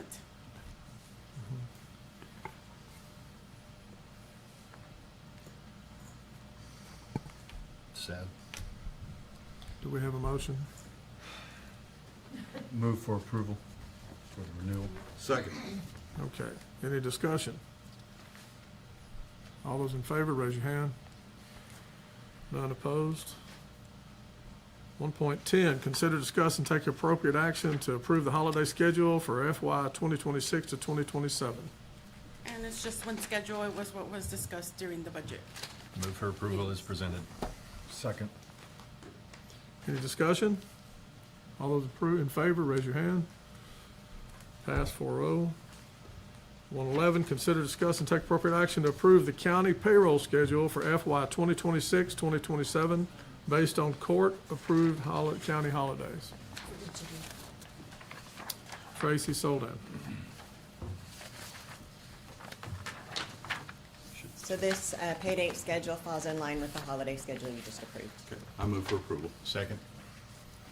Any discussion? All's in favor, raise your right hand. No opposed. 1.13, consider, discuss, take appropriate action regarding an amending plat for Stoneleigh Track 17, Part, and Track 18, Volume 2, page 65A, Part 2, Precinct 2. Bobby Gore. Good morning, Commissioners. This property is part of an unofficially recorded subdivision in Center Point known as Stoneleigh. This proposed amending plat combines 3 tracts totaling 14.77 acres into one tract to be known as Tract 18R. It also dedicates additional right-of-way along Stoneleigh Road. Frontage and access will remain on Stoneleigh Road. The County Engineer's Office requests the court consider, discuss, and take appropriate action regarding an amending plat for Stoneleigh, Tract 17, Part, and Tract 18 in Volume 2, page 65A in Precinct 2. Move to approve the amending plat for Stoneleigh Track 17. Second. Well, Bobby, so when you're taking part of 17, adding it to Track 18, is that correct? Yes, sir. And Yeah. what's that do, what size does that leave you at 17?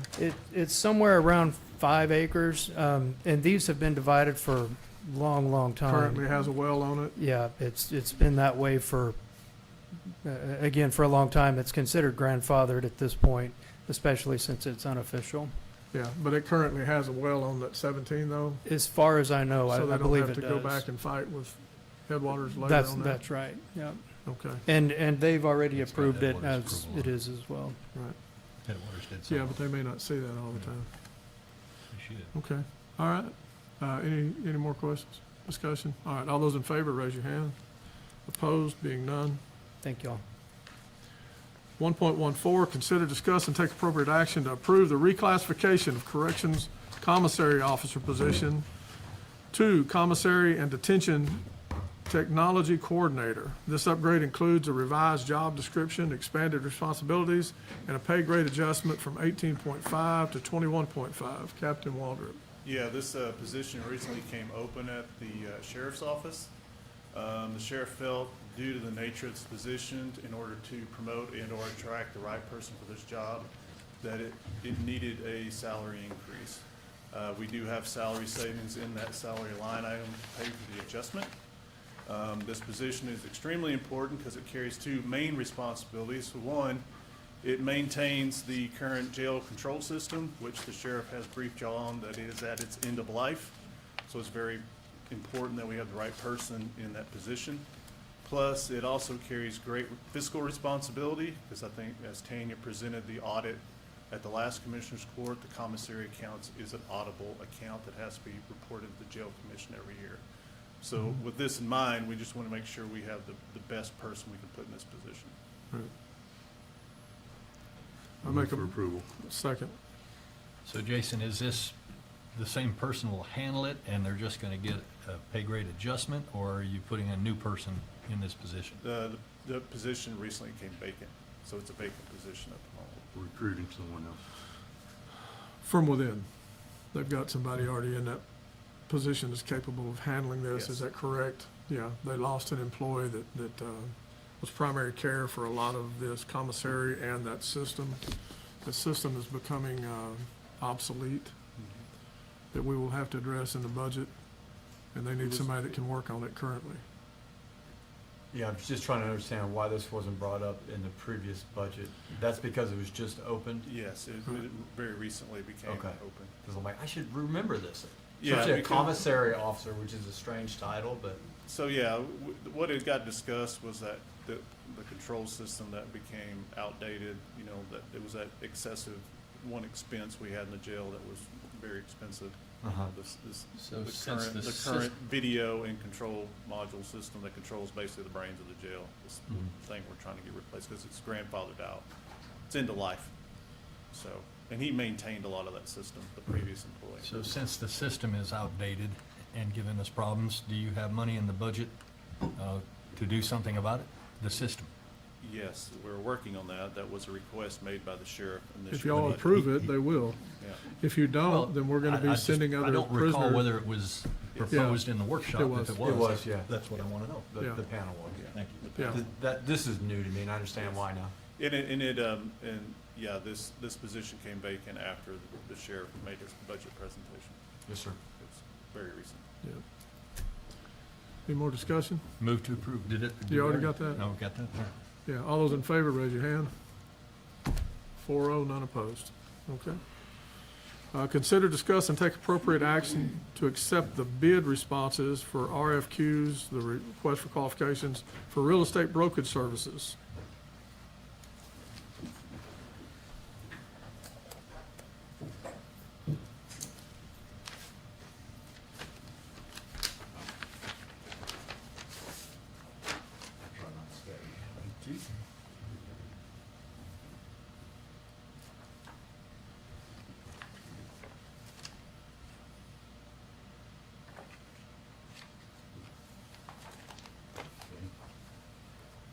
All right. Looks like we have three bids. The first one comes from Jennifer Wang Brokerage. They are out of, give me 1 second, Houston, and they have a Kerrville office as well. Jennifer Wang, Properties, Houston and Texas Hill Country. Luis Sanchez being the Kerrville specialist. That is the first. Second comes from Brinkman Properties, local name, Pablo Brinkman is who I see as the realtor.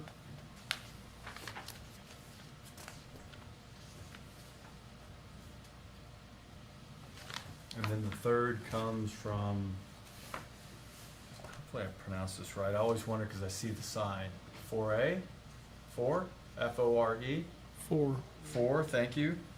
And it is Laura 4, who I see as our owner and broker for that Texas Hill Country property group. 3 different brokerage services presented to us. That's it. Okay. 4, Brinkman and Jay Wang. Move to accept the bid responses. Second. All those in favor, raise your hand. Okay, and those will be passed on to that scoring committee. Consider, Who's on the committee? I myself, think Bob was. Commissioner Holt, Bob and Heather. Yeah. Thank you. Item 1.16, consider, discuss, update on matters related to the Hill Country Energy Subregional Planning Commission. Commissioner Pace, that's easier to say than the acronym, by the way. Well, whatever works for you. All right, just want to make sure everyone is aware, our next board meeting will be Tuesday, July 7th at 1 o'clock in the Kendall County Courthouse. We do have a team planning to attend the public hearing that we requested with Public Utilities Commission of Texas in regard to their proposed rules applicable to what they call EESF, but it's battery energy storage systems under 16 TAC 2558. The public hearing will be in PUCT's Austin office this Thursday, June 25th. Starts at 9:30 a.m. I'll be going, and we already have a small team, but anyone else who is interested, please reach out. The more the better.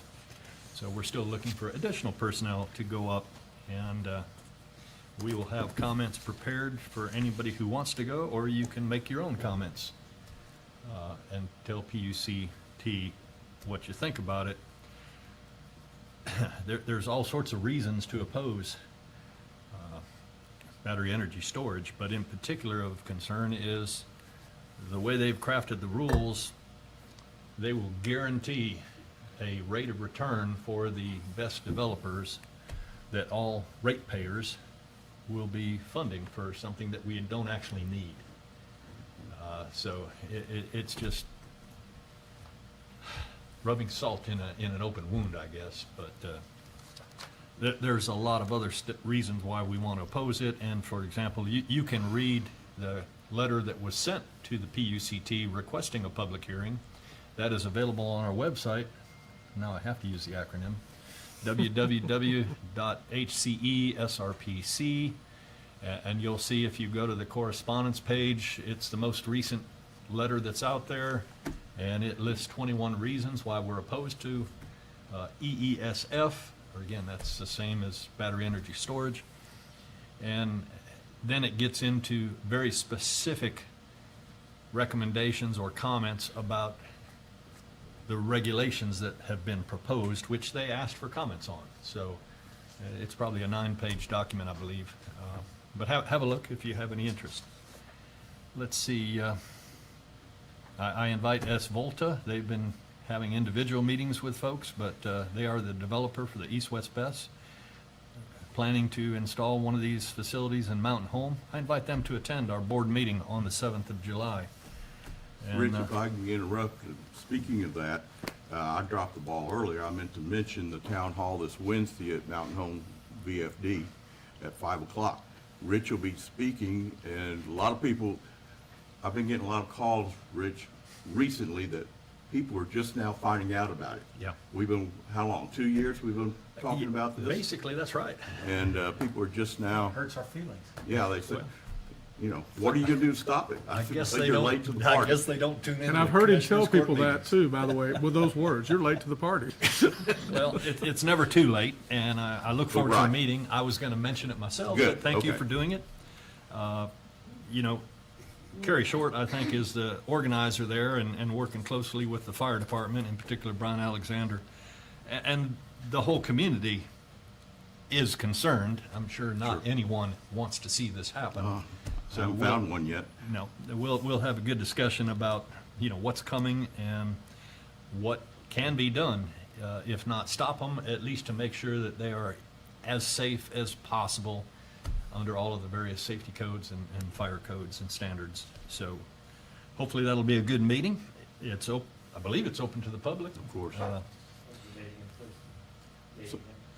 This Wednesday at 5 o'clock. Yeah, at the Mountain Home Volunteer Fire Department. I didn't write down their address, but you can You Google go it. out 27, you can't miss it. Yeah. And then otherwise, we do have a legislative committee that has been meeting. We've been commenting on a lot of different things, such as the proposed regulations for the State Fire Marshal's office, the ones I just mentioned that we have a public hearing on Thursday about. And, you know, we will be drafting some legislation. You know, it's very clear that we need better legislation to give us some authority to have a say in whether these hazardous facilities come into our communities and whether we have the capability to respond should there be a thermal runaway fire or other issues. So a lot of effort is being made to work on legislation and try to influence our state legislators. That's where the problem really is. So I guess that's all I have on this for now. Okay, Any questions? good report, appreciate it. Thank you. Item 1.17, consider, discuss, and take appropriate action to extend the declaration of local state of disaster due to the spread of the New World Screwworm, and authorize county judge to sign the same. Original declaration was signed on June 15th, 2026. This is just the fact that we have to renew this after 7 days. And I believe, Don, you'll be authorized to sign on the judge's behalf. Is that correct? Okay. I move for approval. Second. Any discussion? Yeah, I just question, what does it get us, this disaster declaration? Do we get funds released to us? I mean, I'm getting asked by people. Yeah. What's the significance of this I disaster don't know. declaration? We need to have a declaration in place because there may be a time in the future that we do incur some type of At some areas that ends up being an expenditure towards the county or things of that nature, and so we need to go ahead and have a declaration in place. And it has to be renewed after 7 days and then 30 days. We'll be doing it again. But today, there's no real benefit because the governor's declaration covers Right. all 254 counties. Okay. But there could be in the future. So is this one good for 30 days? It will be after today, right? Yeah. It's good until it's withdrawn by the. Oh, I thought they'd said 7 and 30, so we might check. Well, he already issued, the first one was 7 days. Right, and then we Which gets renew us at the to end of today. 7 days. And then I believe, they told me we had to renew again in 30. Is that not right? No? Oh, well, good. That's even better. Yeah. Okay. All right. So it'll be for the future, should we need, we don't know. I think Commissioner Harris was pretty good when he said, we have no clue how bad it's gonna get, and we don't. And I guess AgriLife is already on this, and are they gonna need additional resources? Well, not from us, from the state. Okay. We're, we really don't have a role in this, Texas Animal Health Commission is the lead on that, and different other state organizations. That's where we're pointing people to for the latest information. Okay. And to deal with this in all regards. as far as But the way the reporting state and everything operates, else. even some of the funding that we were trying to get in this flood, we qualified for because of the declaration of disaster in Winter Storm Uri. Right. They already had us on the books and able to apply because of that, not because of the flood. So it's all a matter of paperwork. Got it. So, Thank you. all those in favor, raise your hand. Opposed? None. 1.18, consider, discuss, and take appropriate action on deciding a disposition for the portable building that served at the Office for the Solid Waste Division of Environmental Health and is currently located at 3600 Loop 534 in Kerrville. Reagan Givens. Good morning, everybody.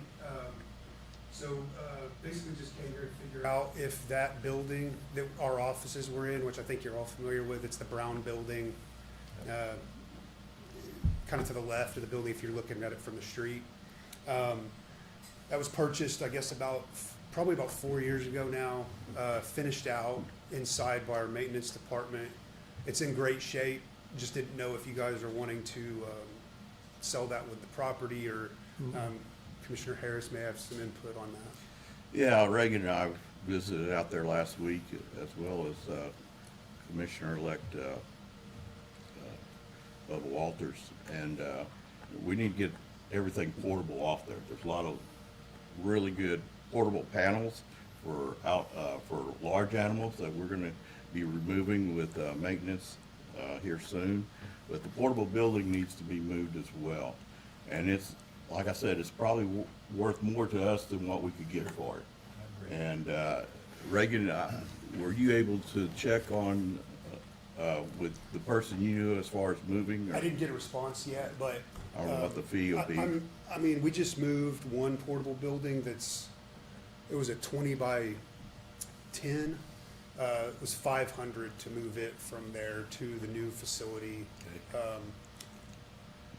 This building also, just one thing to think, it doesn't have any plumbing, but it does have electric to it. And then there's a mini split system, so there's the outer unit that would need to be disconnected. But all in all, I mean, probably the most difficult part would be disconnecting the electric, and he's able to move them very easy. So without, so it's not a standalone building, without restrooms and stuff. And my recommendation is we move it to the backside of the Ingram Annex. And then, until we figure out what we're gonna do with it, if we wanna move it again, or if we want a stand-in-place office use out there, then you have access to the restrooms there. So for the time being, I would say just move it to the West Car Annex at this point. I would just suggest before we do that, we should just check and see if there's a need for it, maybe at the Youth Event Center with AgriLife, or there's been so much cry for additional classrooms for 4-H and FFA, and These wouldn't qualify as classrooms. No, I know, but if it's put where restrooms and stuff can be utilized from that building, or These are can they move any of offices their about the offices size of into our it? offices. Yeah, but we consider the building could be gutted and it could be one big room too. Have we considered just selling it? Why are we even moving it? It's a nice building. It is. But there- that See doesn't- what the price goes for That doesn't before we affect decide to move it. what we're doing as far as property sale over there. No, sir, that wouldn't No. be included in the It's portable. sale of property. Okay. Yeah. Okay. And Bob Reeves and I discussed it as well, so make sure. Anyway, I move that we look into moving it, the fee on that. And I can find that out, probably, hopefully this week. Just Okay. wait for a response. And find out, and then it's I'm gonna make a recommendation. I'm gonna move that we move it to the West Kerr Annex at this point for the time being. Okay. That's the form of a motion? Yes, sir. Well, I'll second it. We just need to move it. We don't need to lose the building. It's a good building. It is. And if we need, and that's not gonna be And permanent. it- You're not talking about permanently setting up there, right? No. You're talking about to see where it might be needed or That's right. possibly there in the future. And it was Bob's recommendation that building move as soon as we could. All right. So it wouldn't cloud anything, people looking at the property. And then we would want you to come back to the court with a price so we can approve the funding for it. Right.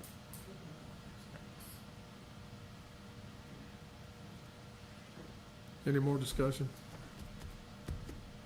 Commissioner Holt, you look like you're waiting to say something. No, you know how I feel about it. All right. All those in favor, raise your hand. Opposed?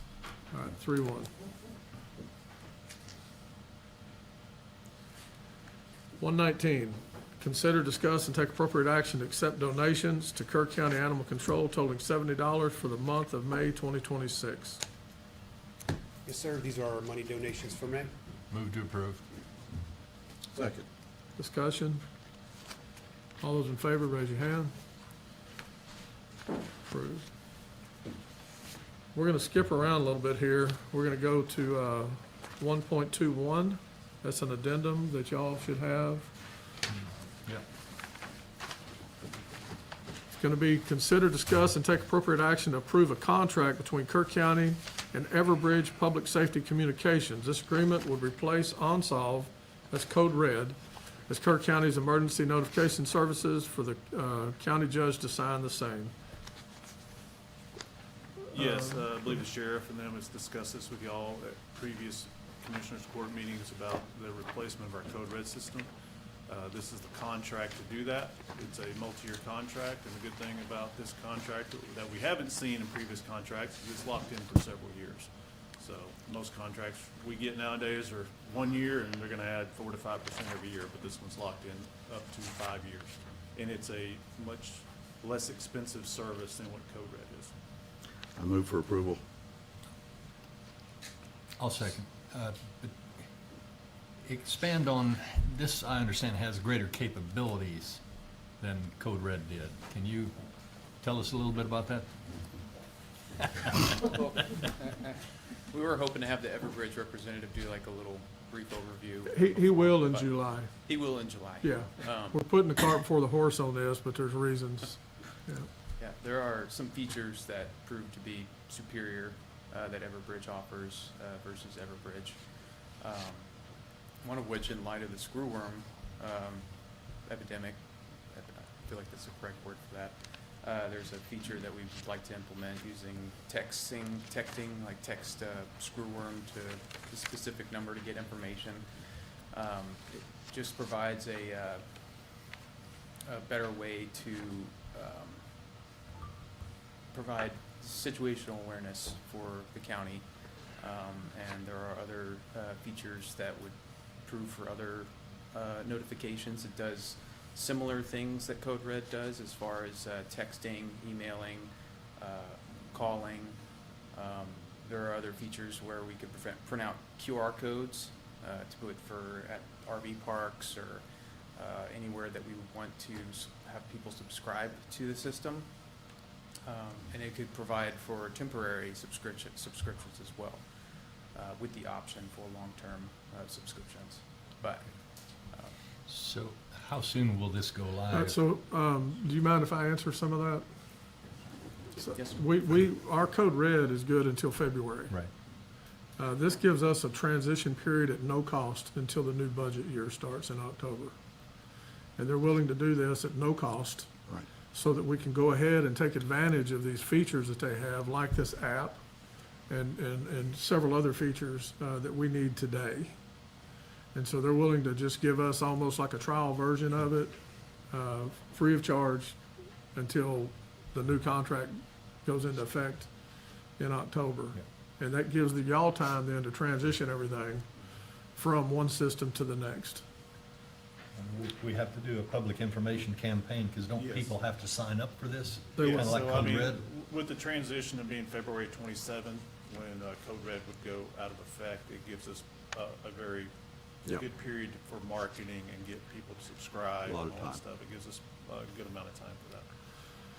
The question is, do we need to decide on the contract years on this now, Heather, or should we wait for July when they do their presentation? Because we want to, my point was with them is I wanted them under contract before we even do anything.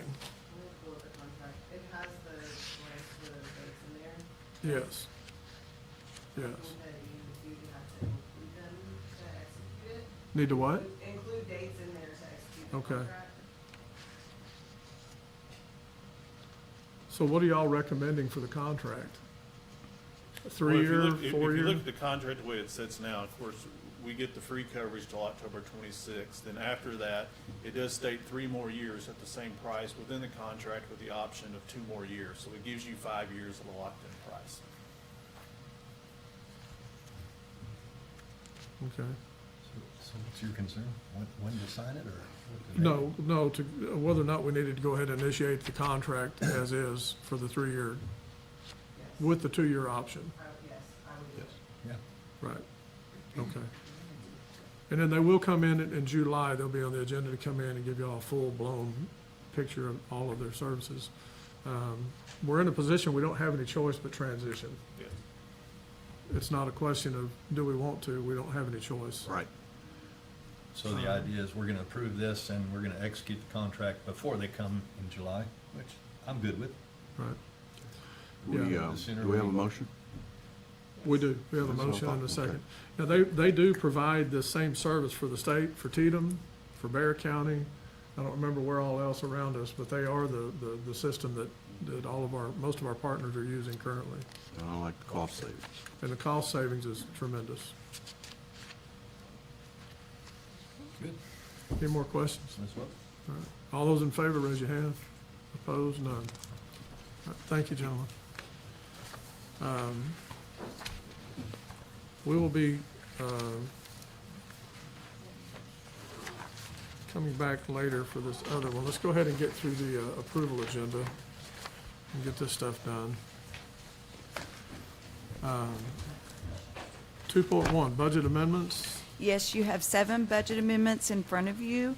6 are line item transfers, and 1 is recognizing new revenue.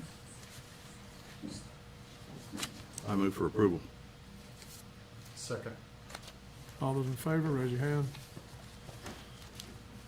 4-0. Pay bills. Yes, invoices for today's consideration amount to $1,053,921.68. I move for approval. Second. Discussion. All those in favor, raise your right hand. 4-0. Late bills, There are not any. auditor reports, There are not any. monthly reports. Yes, for April 2026, Animal Control and Environmental Health, Director Reagan Gibbons. For May 2026, County Auditor's Office, County Auditor Tanya Shelton. Justice of the Peace, Judge J.R. Horn, Precinct, got a misprint, Precinct 2. Environmental Health, OSSF, Director Ashley Batters. County Treasurer's Office, County Treasurer Tracy Sullivan. I move for approval. Second. Any discussion? All those in favor, raise your right hand. I was looking for the court orders. Are they in here? I didn't see them. We'll catch those when we come back. Information agenda, status report from department heads. Reagan? Yeah, I just wanted to give you all a quick follow-up on the donated furniture and office supplies from the Fritz family and what we came to an agreement on as far as pricing. From what we can tell, looking at about $13,307.14 worth of furniture and supplies. So again, we'd just like to say thank you, and yeah, just wanted to give you all the actual price that you asked. Thank you. Status reports from elected officials, discussion related to reports. There are none. Status report from liaison commissioners. I have got none. Okay. Yeah, I wanted to inform the court, we had an aggregate producers operations advisory council meeting last Tuesday night. And we kind of felt like we were at a crossroads. You know, we established best management practices for aggregate operations, and we've had various updates, and, you know, interest and attendance has been declining in our meetings, so we just had a discussion with the council to see what do we want to do going forward. And I think it was pretty well agreed that we should keep going. We've made significant progress and accomplishments. Kerr County has pointed out all the time for the progress we made with best management practices. So, but I think the advisory council wants to see if we can come up with a project, something to really hone in on. And the ideas that were floated were to pursue either a reclamation project and help one of the mine owners, or a flood mediation project for one of the abandoned mines along the river. So I've already started that process. I met with Steve Dramala, and we're gonna set up a tour for his family's properties next month to discuss possibilities. There's an abandoned mine that's right next door to RA Materials, and it did flood during the flood of July 4th. The abandoned one? The abandoned one did, yeah, and it took on quite a bit of water, but that's a useful purpose. I mean, that's flood mitigation. Any water they take out of the river is less water that goes downstream and hits Comfort. So, in fact, there's another abandoned mine directly adjacent to the River Road RV park that didn't flood, and yet there's some fairly deep pits there. I mean, it's been kind of smoothed over. It's not as bad as Dramala's, but at a relatively minor cost, you could put some kind of a culvert or something that would go maybe under the road or breach the berm that's on top of the road that kept it from flooding. Because again, it could take out significant volumes of water and thereby improve the safety downstream. So I stopped by, and unfortunately the owners are in Colorado, but I'll follow up with them and just see what plans they have for it. That could be a very low cost project for the county to consider, and who knows, maybe some other funding from the Water Development Board could be available. It is a project that I proposed last September, October, just to do a study and look at what other kind of flood mitigation projects could be done with abandoned mines. So we'll see where it all goes. Oh, the only other thing was we're going to see if we can organize a tour for some of the nearby residents to go look at the operations at, in particular, Kerrville Sand and Gravel. They were at the meeting, and there's some, I hope, willingness to kind of show folks what's going on and how they do business. And again, it's just about creating that common understanding so that people don't see the operators as adversaries, but you know, they also have a job to do, and they're the property owners and have a right to do it. So the better we can understand each other and break down some of those barriers, I think we'll all be better served. So that's all. Okay. No other liaisons? Just, I think I have one thing that probably should be discussed in executive session if we have the opportunity today. We don't have anything on executive Yeah, we session don't have it on today. the Do you want to agenda. put it on the next agenda? All right. Can it wait till then? Not really. It's not on the agenda. Yes. 120? Oh. 120 back to 120. Well, we haven't taken it up yet. Well, you have, but that's at 2 o'clock. Right. Should we do it at that time?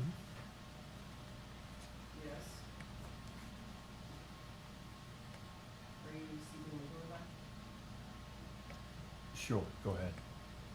No, you have to do that in executive session. that what it It's got to Well, qualify. yes, It needs to qualify. We will be.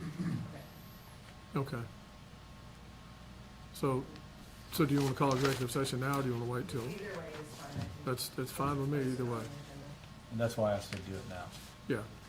Okay. Well, then, we'll go into executive session. Otherwise, that will conclude the business of the court until 2. Well, yeah, and you know, let me go ahead and say this now. When we get out of executive session, we're gonna go into recess until 2:00, and YouTube will not be on for the duration of that sitting. Is that what you want me to tell them, Tyler? So we don't want folks at home sitting there waiting on YouTube for us to come back. But it will be back on at 2:00. We will go into executive session. And then we will go into recess following that. Okay?